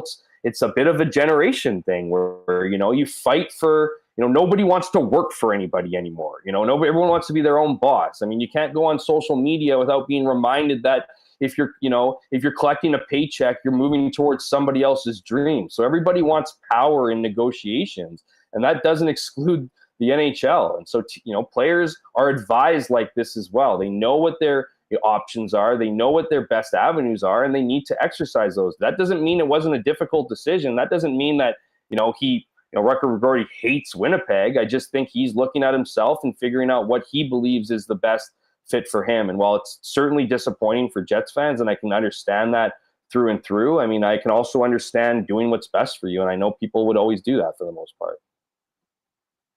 I mean, I'll say one thing. I mean, I don't know, people in chat, I never took, in fact, it was quite the opposite. Like when he was here for development camp last year, I mean, this seemed like a guy that could not wait to be a part of this organization and to start his NHL journey, and was going to go to Michigan and have a great year and then come back and be a part of it. I did go back and watch our last interview with him after the World Juniors. And I will say this, and I saw someone mention that I think he was maybe a little bit more coy in that one. But again, he had been doing so much media. Like my read of it was, this is just a guy that, hey, it's nice enough that he's coming on with us in the middle of a bunch of things. He's back at school. He's had this whirlwind. He didn't quite have maybe a lot of the energy that he'd had in previous conversations.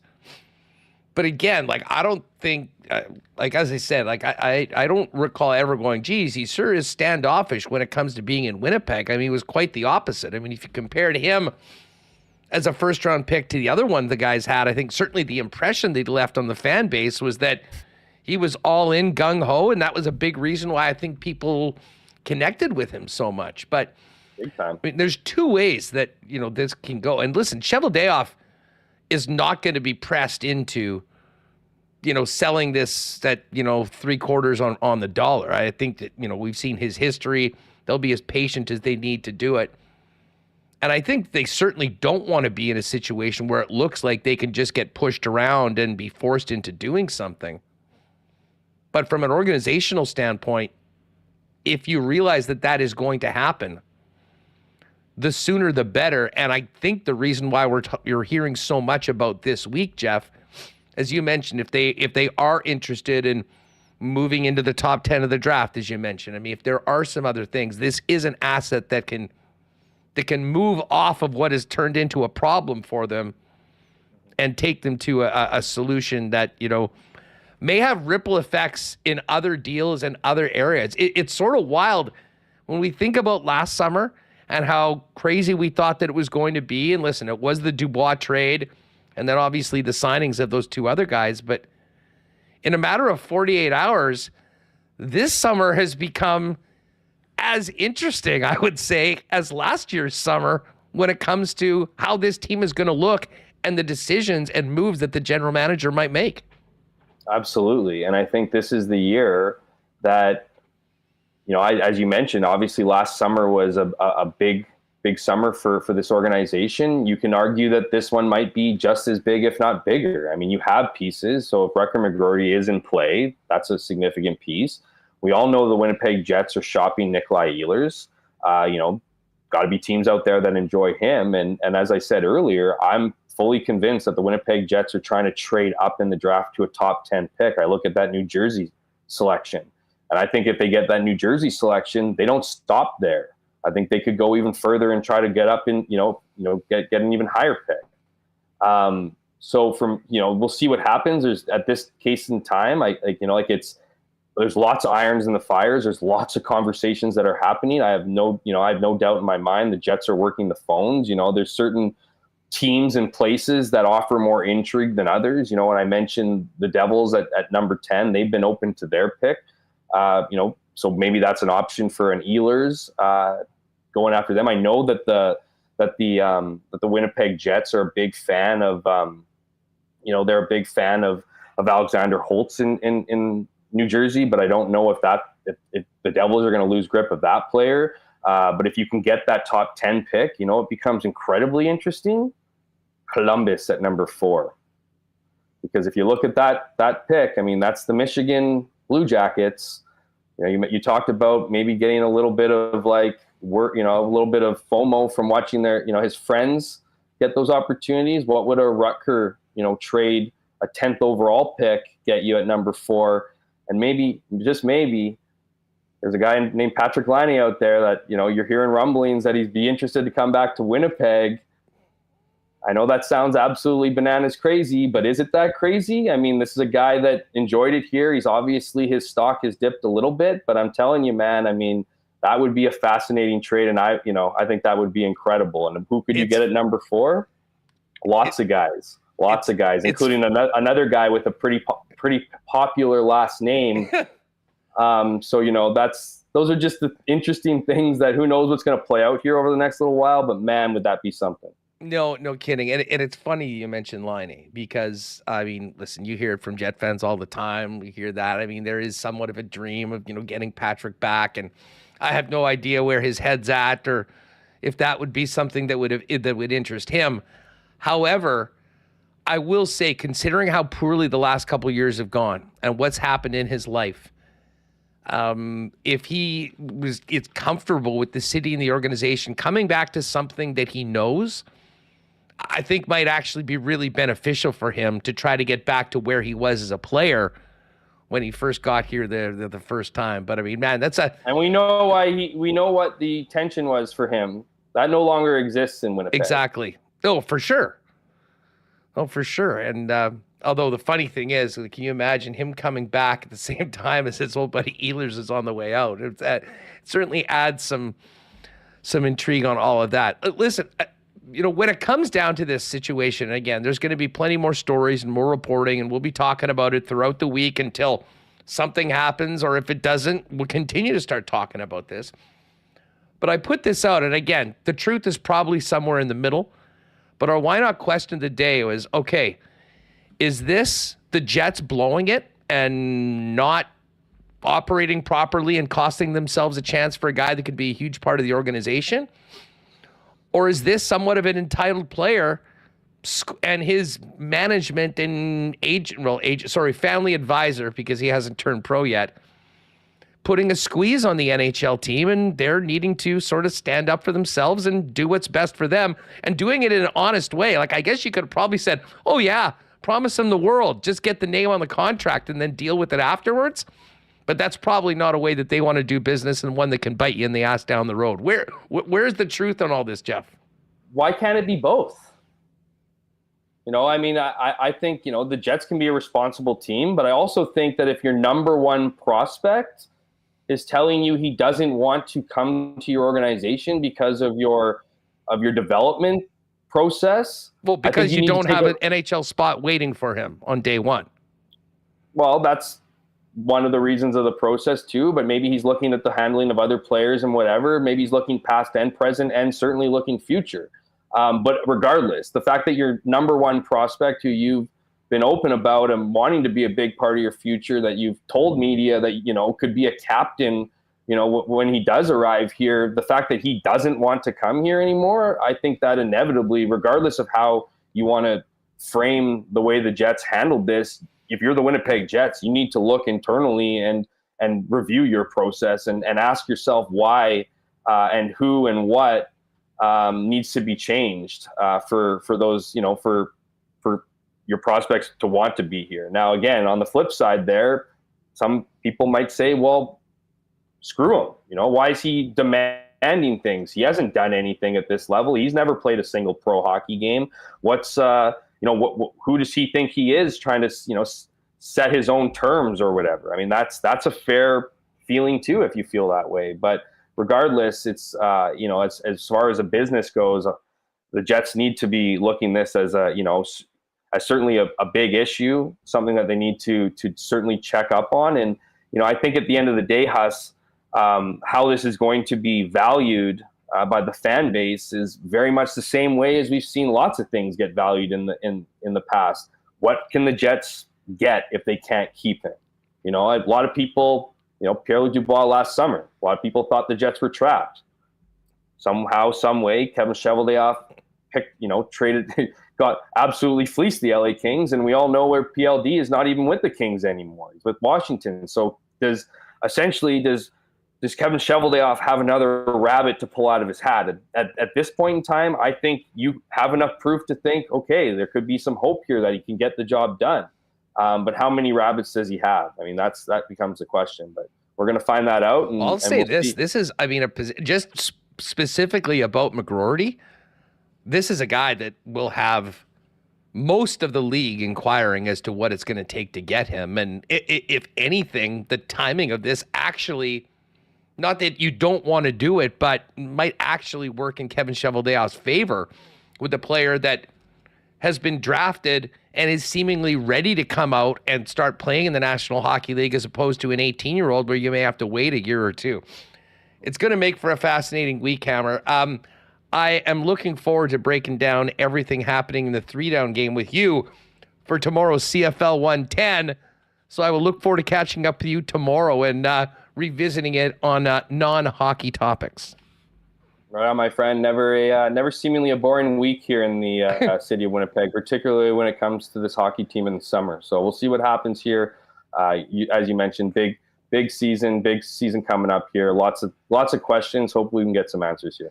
Appreciate your time, pal, as always. Again, CFL 110 brought to you by Garage Living Winnipeg. Debuts tomorrow in your podcast feed and on the Winnipeg Sports Talk YouTube channel. Seen a lot in the chat today, in addition to all this Rutger McGroarty talk about a great weekend that was had at the Beer Can. Yes, the Beer Can is open. We had some gorgeous weather. It was the place to be after the Seabears game on Saturday. And with some more nice weather coming up, if you haven't checked it out, you're going to want to do that. The best in local beer available, some other great drinks, and of course, the food from the evil geniuses behind Cosmos Food Cantina. And of course, Hoagie Boys. And Hoagie Boys is open 7 days a week with some of the gnarliest sandwiches you'll find in the entire city of Winnipeg. Pop down and see them open 11:30 to 7 for Hoagie Boys in the Beer Can. Noon to noon every day, 7 days a week. Check out the Beer Can as well on Instagram at the Beer Can WPG for some of the great programming that they've got coming up over at the bar over the next little while. Shout out to our friends at Royal Sports and everyone that went down and checked out the goalie extravaganza at the Hockey for All Center on the weekend. Royal Sports is ready for summer right now, and as you get ready to head out for the weekend, make sure to pop by for you campers. Their amazing Yeti section and all sorts of incredible stuff to make the most of your weekend. Soccer, softball, baseball, tennis, running, bikes, and more. It's all there, along with the best selection of licensed merchandise in town for your favorite teams. Royal Sports, 750 Pembina Highway, and follow them on Instagram at Royal Sports Winnipeg. Well, the playoffs are still going, if you can believe that. And we haven't talked a lot of Game 7 today because of this McGroarty story. Remis and I'll get to that at the end. We're talking Bombers right away. But for tonight, you know where the place to be is. One more time, get your gang together at Boston Pizza. The playoff menu will be waiting for you with the wing flights, the Sicilian square footer pizza, the jalapeno popper dip, a few ice-cold schooners as you cheer on either the Oilers or Panthers. And the cup will be given out tonight. That you can be sure of. And hey, if you are staying at home, order online and get it hot and fast to your door by ordering online at bostonpizza.com. And a shout out to our friends at the Gold Eyes. Broke that losing streak yesterday. Real power outage for part of this week. But the Fish ended up getting that win. They'll look to get back at it and start a little bit of a winning streak on the road this week before returning back home next weekend. They're on, I believe, a 9-game road trip right now. Plan ahead for July and August right now. Tickets, groups, that patio that we rented, all available, and more information at goldeyes.com or give them a call at 982-BASE. All right, we got to talk Bombers. I did not think we'd be talking about an 0-3 football team at this point in the season, but here we are. Ed Tait joins us from bluebombers.com. Eddie, always great to have you on the program. What's up going on? How are you? I'm good, Huss, considering the circumstances around here right now. It was a beautiful day out there today. As for the rest of it, let's fast forward to Saturday and see if these guys can get off the schneid here, right? That is the plan. But holy smokes, I mean, we talked about the adversity going into game 1 of the season. It has not stopped. And hearing concerning reports about Dalton Schoen, amongst others, coming out of the game. What can you tell us about the infirmary with the Bombers after the game against BC? Yeah, I just came over here right from Coach O'Shea's press conference, Huss, and he basically said that both Dalton Schoen and Carrick Wheatfall, 2 receivers who left the game on Friday, are going to be out for a while. Both will be put on 6-game and maybe more after that too. So it's just shocking how the 2 position groups have been crushed this year by injuries, the receivers and the defensive line. And so when I was watching practice there today, you've got Nick Dembski and you've got Drew Wolotarski, and then you've got Ontario Wilson, Kevin Sklarcius, Josh Johnson, a bunch of guys that are new to this team out there running routes. So it's going to be quite the challenge. We'll see what they can do against a Calgary team who's kind of impressed a little bit to start this season. We think about how much this team invested in Dalton Schoen and Kenny Lawler. I mean, to have not one but both of those guys out at any point is, it certainly hamstrings the team, and particularly offense. And as we saw on Friday, they need a lot out of the offense right now, considering the state of the defense with all the injuries they're dealing with. Yeah, you talked about it, Huss, right off the top here. I never thought this team would be 0-3 out of the gate, and I never thought they'd be 3 games in without a touchdown pass either. And so you take those 2 guys out of the receiving core, and it just seems that it's going to be tougher and tougher for them to find some traction on offense. But you're still going to throw people out there. You're not going to play with 10 people on Saturday. So it's time for somebody else to step up. I know that sounds cliche. We'll see if the offense can get going. But, yeah, they could sure use some help on defense too, right? And the D-line has just been decimated, and Vernon Adams had way too much time to throw through for almost 400 yards. BC had 500 yards net offense, which is the highest total around here since 2018. There's rookies in the secondary too on that one side with Terrell Bonds and Marquise Bridges because Dietrich Nichols was out. That might be one of the silver linings from today, was Dietrich Nichols was back at practice. But, man, there just seems to be a whole lot piling up that's negative for the Bombers right now. When I think back to the game on Friday night, which was a great crowd. I mean, everything about the night was perfect with the exception of the final result for the fans leaving. I mean, 2 things really stood out to me that were very un-Bomber-like, if you will. Mangling the clock at the end of the first half, Ed, and, in a game you knew was going to be so tight, to be able to play it so close to the wire that you lose an opportunity for a field goal. I mean, honestly, it was stunning. How did you read that? Was that just execution on Zach's part, that they didn't get it off quick enough to guarantee themselves another play? Or is that something that Mike O'Shea was sort of second-guessing himself afterwards for even making that a possibility, knowing how crucial 3 points could be in a game like that with BC that was already tight? Yeah, so that's been a kind of a hot topic around here. It came up again today in Coach O'Shea's press conference, Huss.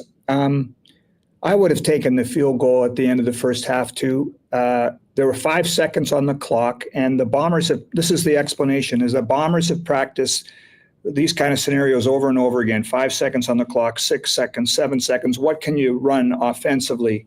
And if the ball comes out of Zach's hands quicker, if he doesn't see anything and he throws it into the dirt, the time stops, you can kick a field goal. But because he threw it out of bounds, the clock doesn't stop until it hits something. And he also did a little bit of a half roll before unloading it. So I wouldn't have put him in that situation because he wants to score. They wanted a touchdown there, but they had such a tough start in the first quarter, and BC had scored on their first 3 possessions. You've kind of settled things down, and if you could have gone into halftime down 3 at 13-10, I would have taken that. So I can understand that. Coach O'Shea's not backing away from his decision because he said they practiced that so much. And then the other situation was late in the game when it was 3rd and 6. The Bomber, 2 minutes left or so, the Bombers with the timeout opted to punt and try to get the ball back. And we know what happened there. BC just stayed on the field again, and the Bombers never got another chance. So those are two scenarios where everybody's doing the second guessing game. I agreed with the decision to punt at the end just because you have to have some faith in your defense, even though it was going sideways all night. I would have taken the field goal at the end of the half, but I'm up in the press box, not on the sidelines wearing the big headset. Well, I mean, I can tell you, I was across from you guys in the stands, and when the punt team came out, I mean, this wasn't a matter of second guessing. It was a matter of, whoa, wait a second. I mean, this could be the game here, folks. Mm-hmm. And I mean, under normal circumstances with the Bombers, for sure. I mean, we've seen this before. The thing was that they were getting carved up like a Christmas turkey by VA. And, I mean, based on everything we'd seen in the first 58 minutes of the game, I have to say that the chances of just getting them quickly 2 and out off the field, we hadn't seen that. We knew how decimated they were. We knew the success BC was having. And it just seemed like a very risky move to give the football away as opposed to making them. Even if they don't get it at that point, you know, BC would have it in and around midfield, if I recall correctly, like where exactly the ball was at that time. I mean, you still have to stop them and get it back, and maybe adds a bit more. But I knew that would be a hot topic afterwards, that, you know, I guess you want to show confidence in your defense, but the reality of the situation there wasn't a lot to be confident about the way the game had gone. Yeah, that came up. That was one of the last questions for Coach O'Shea today. And his rationale was that if you go for it on 3rd and 6 and don't get it, BC, I think they're in Winnipeg territory. You know, they just have to fall forward a couple of times, and Sean White's kicking a field goal. So, I mean, look, these are decisions why the coaches get the big bucks and get so much pressure too, right? And again, I think the field goal at the end of the half I would have taken, and on the 3rd and 6. I know that the Bomber defense had been carved, as you said, Hassan. BC had been going up and down the field, but I would have punted there and tried to get a stop. And it just, I mean, there were a whole lot of things that went sideways in that game, and for it to still be in the position to win it, that's what's frustrating about this. And the same thing with that Ottawa game. If they make a play there late in the game when they're at 1st and goal at the 7, you know, some people are critical of them throwing 2 passes and then getting sacked on 3rd down. This team could be 2-1, right, for all its flaws so far, but it's not. So it's 0-3, and the second guessing is natural when you're 0-3. But the bigger story right now for me isn't so much what's in the rearview mirror. It's this injury situation and how this club tries to deal with that beginning Saturday in Calgary. How would you describe just the feeling or the vibe around the team? I mean, no one that's been here before is used to being 0-3 under this O'Shea era. And, you know, I think you always have confidence that we can come back, we're a good football team. But then you look around and see all the guys that aren't there. This is a very different challenge for Winnipeg than we've seen in recent years. No, you're right. First of all, 0-3 looks different, right? In these parts, this team entered the year 51-17, and it's in the last 4 years. And so to be 0-3 to start is a bit of a shocker. I guess the mood today, Huss, would be workmanlike. Last week they called it intense around practice. So now you take 2 more starting receivers out of the situation. You know, Kenny Lawler's not back. We talked to Drew Wolotarski after practice today, and I think some guys like him, he's hurting for Sean. It was a sad scene there on the sidelines when he left the game. You know, he's talking to the team chaplain. He's obviously upset. I saw him after the game. He was on crutches. So, you know, those are friends of a guy like Drew Wolotarski, and so there's a human element to this too. So I think today was a bit of a, you know, it's the first time back on the field since the loss, and you look around and you don't see Sean and you don't see Lawler, and you look across on the defensive side and, you know, a bunch of the D linemen are out. I think it kind of hits you in the face a little bit, right? So maybe they can take today to settle things down and get back to work. But the cold, hard reality of all this is kind of like a slap across the face today. No doubt about it. Ed Tait's with us from BlueBombers.com. Tons of coverage coming out of Week 3 against BC, and then again all week long. What's the schedule for the team right now with this game on Saturday? The one thing that I guess you could take as a positive is there are a couple extra days before this next game, which is not a luxury they've had so far with those Thursday games, then of course the Friday game last week. Yeah, I suppose you can get some more work in. You knock on wood that somebody else doesn't get hurt on these extra days of practice, right? That's it's just sort of the way things have gone. I can't believe it's still June and we're talking about all this doom and gloom with this team. I never saw this coming, Huss. I never saw this coming. I thought, there's going to be change coming into this year with some of the players that had left, but I still think this is a good football team. And I wrote in my article the other day, it gets to be a tougher sell when you're 0-3, but I still think this is a good football team, but it just looks so different right now with all the new faces out there. And yes, there's still Zach Collaros, and Brady came back and looked pretty good the other night when he came off the bench. But when you see Collaros throwing to Kevin Sclarcius, Jeremy Murphy, Josh Johnson, Ontario Wilson, that feels like day one of training camp in a way. And here we are, a month into the season. So this team's going to have to kind of soldier on, as they say. And that's what everybody is saying. It's the next man up thing. But when you're that deep into your roster, it's next man up, next man up, next man up. And you look at the depth chart and you think, man, who are these guys, right? And there's a little bit of that too with this team right now. And they just got to tread water for a while and hope that you can get some people out of sick bay. In the immediate short term, it's about turning this thing around, getting some wins. There's still 15 games left. There's a ton of football.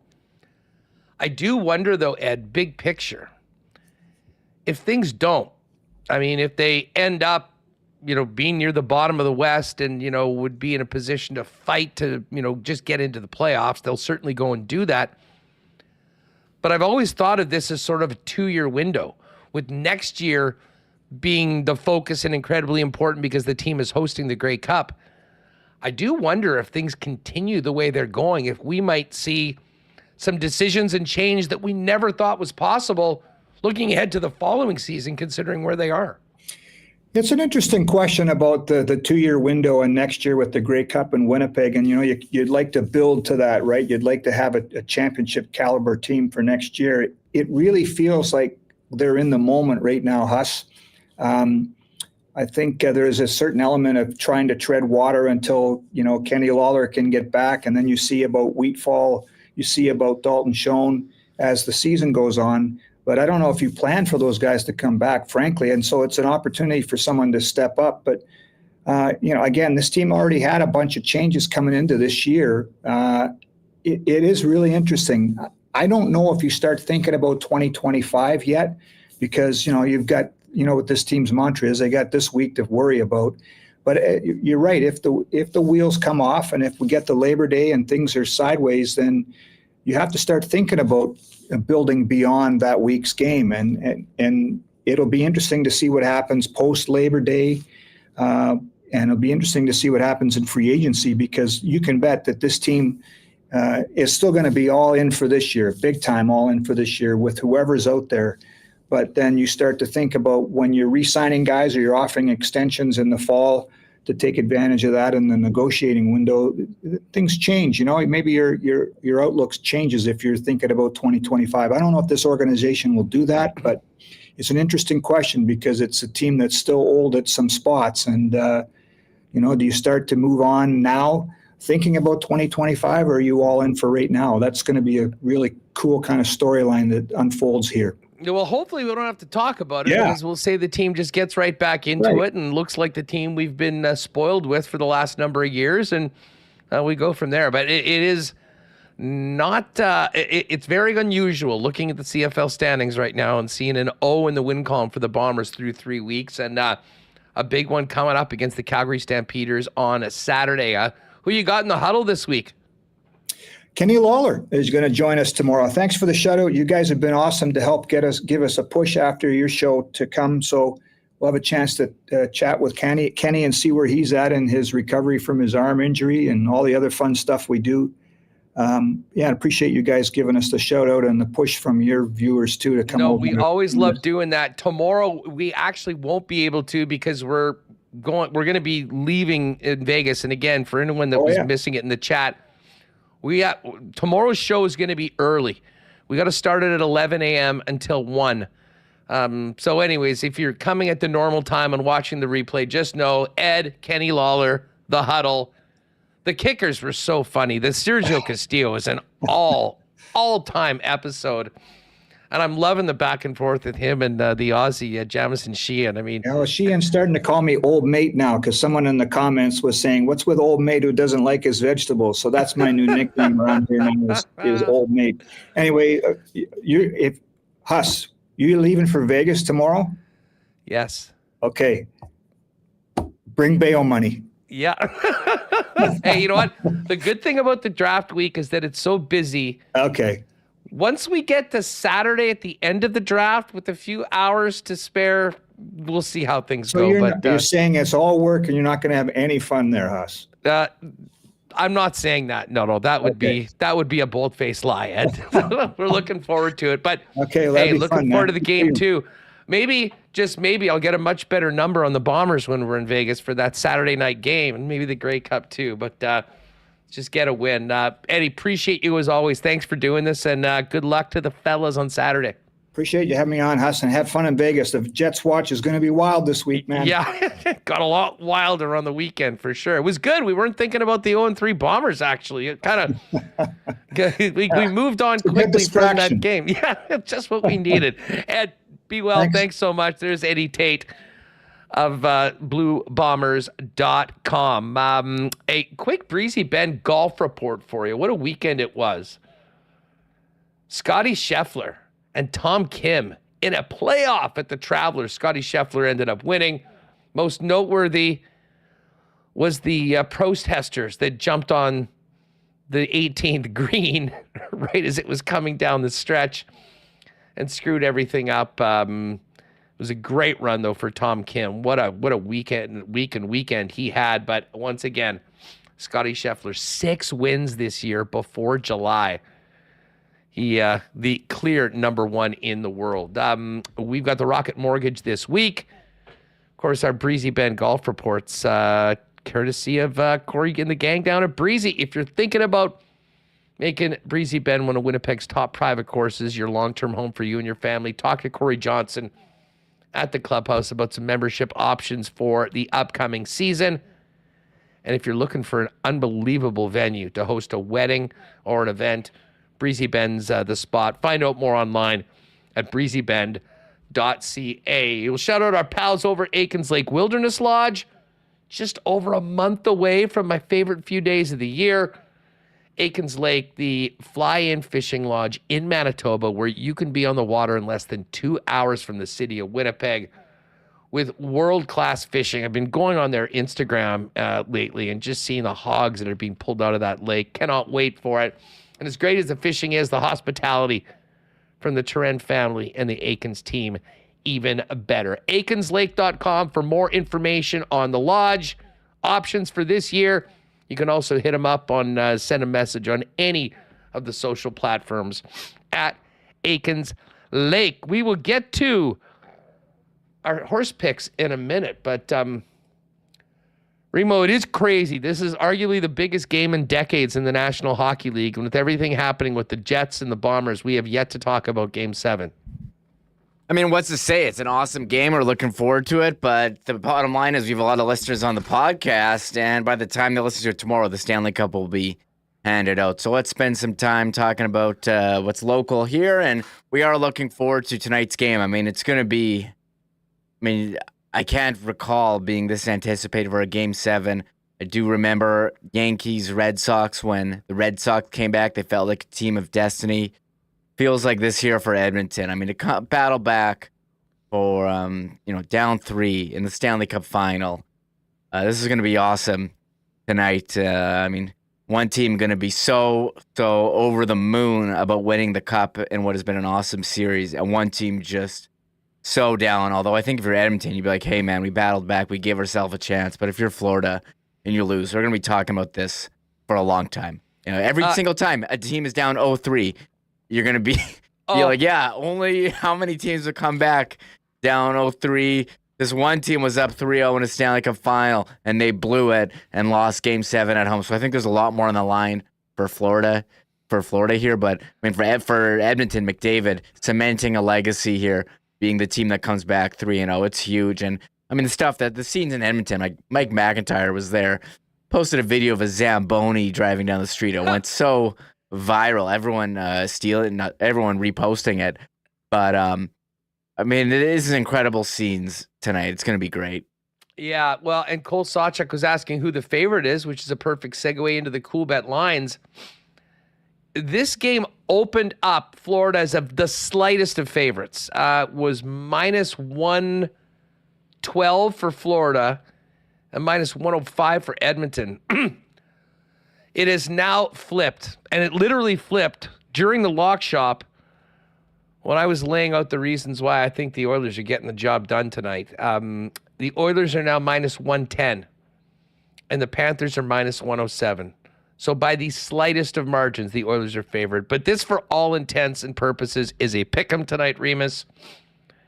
And I can't say I would feel any different. I think I do feel like, just with everything that's happened in the series, I think Edmonton actually probably should be favored by a little bit more. But again, this is just going to be depending on betting patterns. Incredibly tight. So assume it's a pick 'em. The total in the game is 5.5. Over 5.5 is plus 117.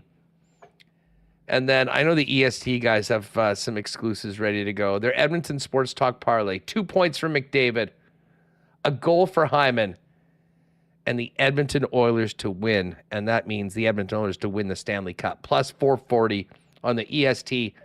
And Patty put together McDavid 2 points, Hyman a point, Montour a point, plus 575. And then the lock shoppers got in on it.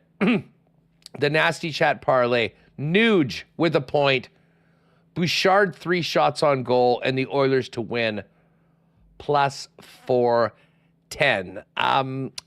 Do want to remind you, tomorrow, Canada plays Peru. 5 p.m. our time. That game's in Kansas City in the Copa. Canada's plus 135. They're favored in this game. Peru plus 235, and the draw's plus 220. They do have a promo for this game at CoolBet. If you bet Canada to win at plus 135, a $25 wager on Canada, you will also get a $5 bonus for every goal scored in the match. So think about that. You can check the promotions tab for everything else going on right now. Euro matches.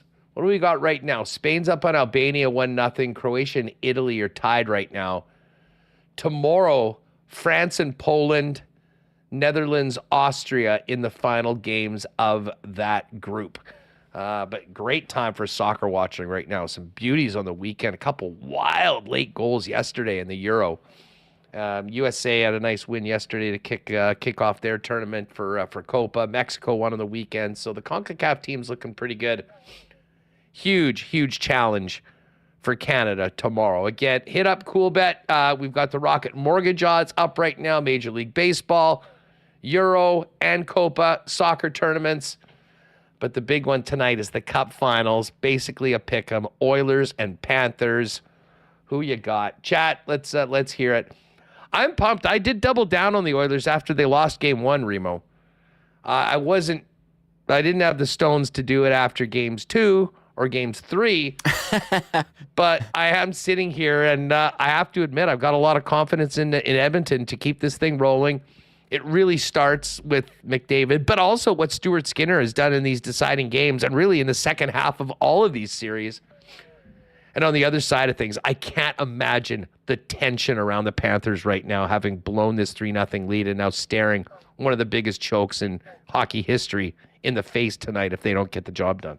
It's looking more and more like they won those first couple games because Sergei Bobrovsky just played out of his mind. I think was it Game 2 or 3, Florida really did outplay, but Edmonton has been right there, and the goaltending has flipped on its head. And I saw a tweet from, former goalie Andrew Raycroft saying the Panthers' flight home after Game 6, maybe the longest, worst flight in NHL history. I can't imagine the mood after losing that game and, blowing a 3-0 series lead. You still have an opportunity to win. You got to find a way to get rid of all those negative thoughts and say, hey, win one game and we win the Stanley Cup. And that's what both teams are going in tonight. And, will it be Paul Maurice, Jamie Kompon, Kulikov, Steny on the one side, or Mark Stewart and Evander Kane if you're going from a Jets angle here? I know I saw, Vancouver guys also tweeting out their former Vancouver players in the series. I saw Luongo, going to be ringing the bell or whatever it is there in Florida. So this is big, man. I'm curious what the ratings are going to be. I think they're going to be monster. Yeah. I think they are going to be monster. I know this series overall hasn't quite had the ratings of some recent finals. Monday night, Game 7, McDavid, the 3-0 comeback.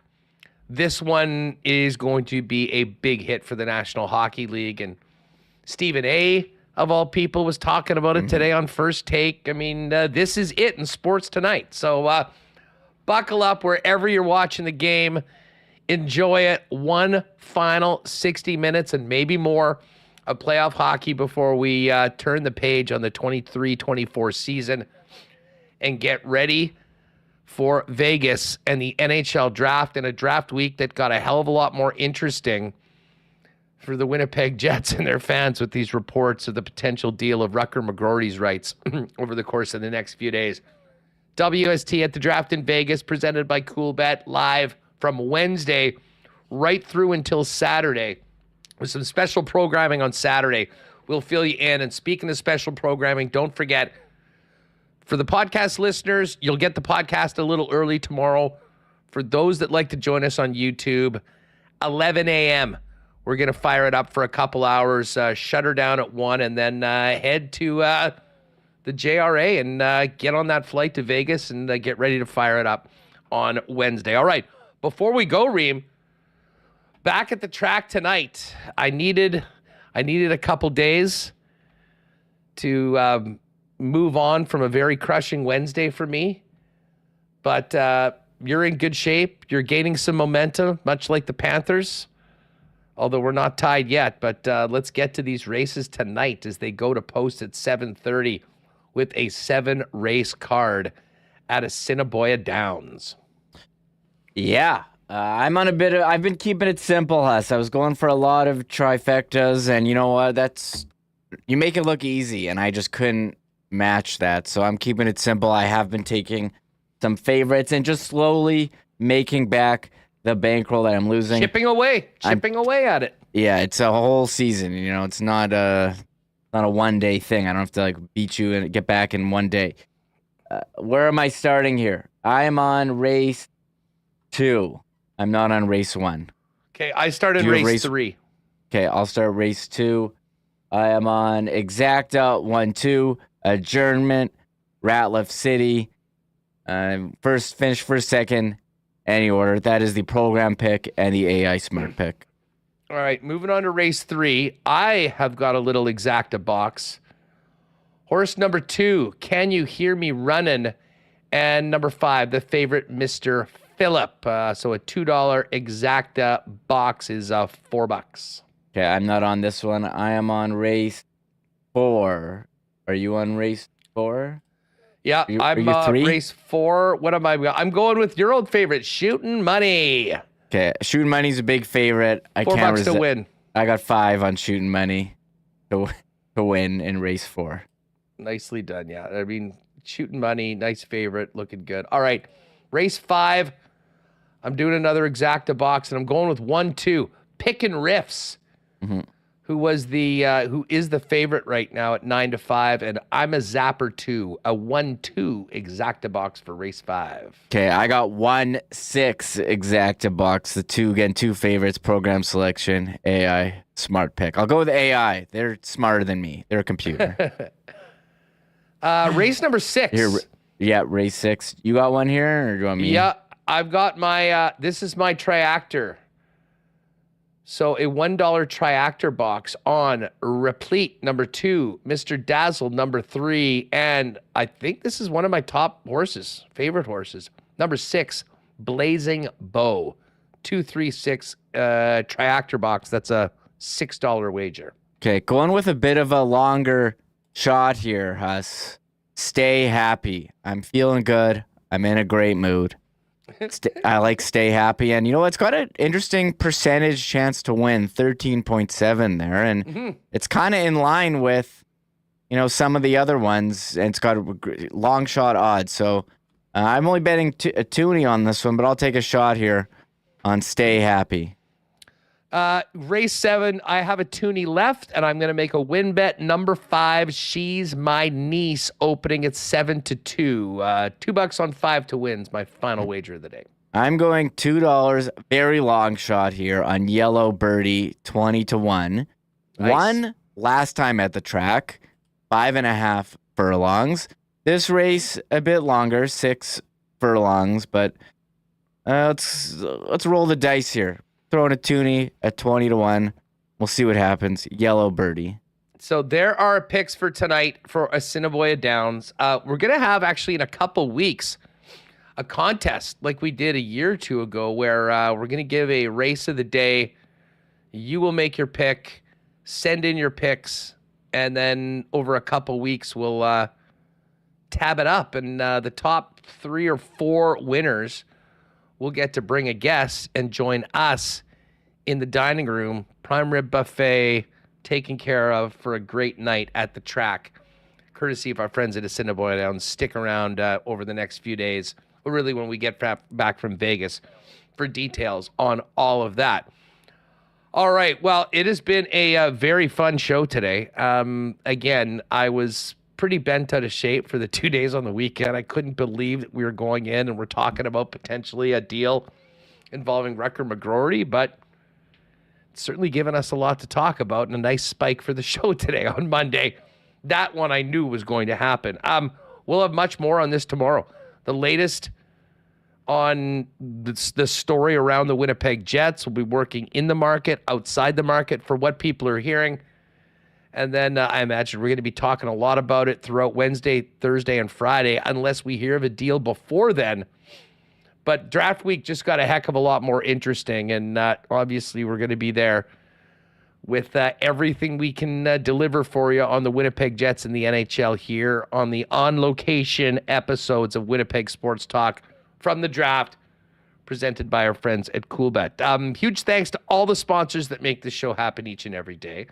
Everyone listening on the pod, all of you that joined us for a packed chat today. Great feedback, a lot of fun in the chat. Make sure to join us tomorrow, live at 11 a.m., 2 hours earlier than normal because we got to catch the flight. So set your alarms, if you will, everybody. We'll send it a reminder on Twitter, but 11 to 1 tomorrow, we'll be doing it. If you want to just watch it at the normal time, it'll be there for you.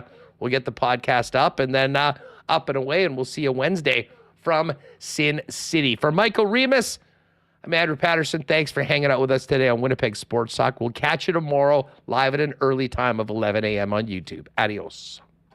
Oh, my God. Oh! Shut it down. Let's go home. Thanks for tuning in to Winnipeg Sports Talk Daily. Make sure to subscribe on YouTube and your favorite podcast feed at winnipegsportstalk.com.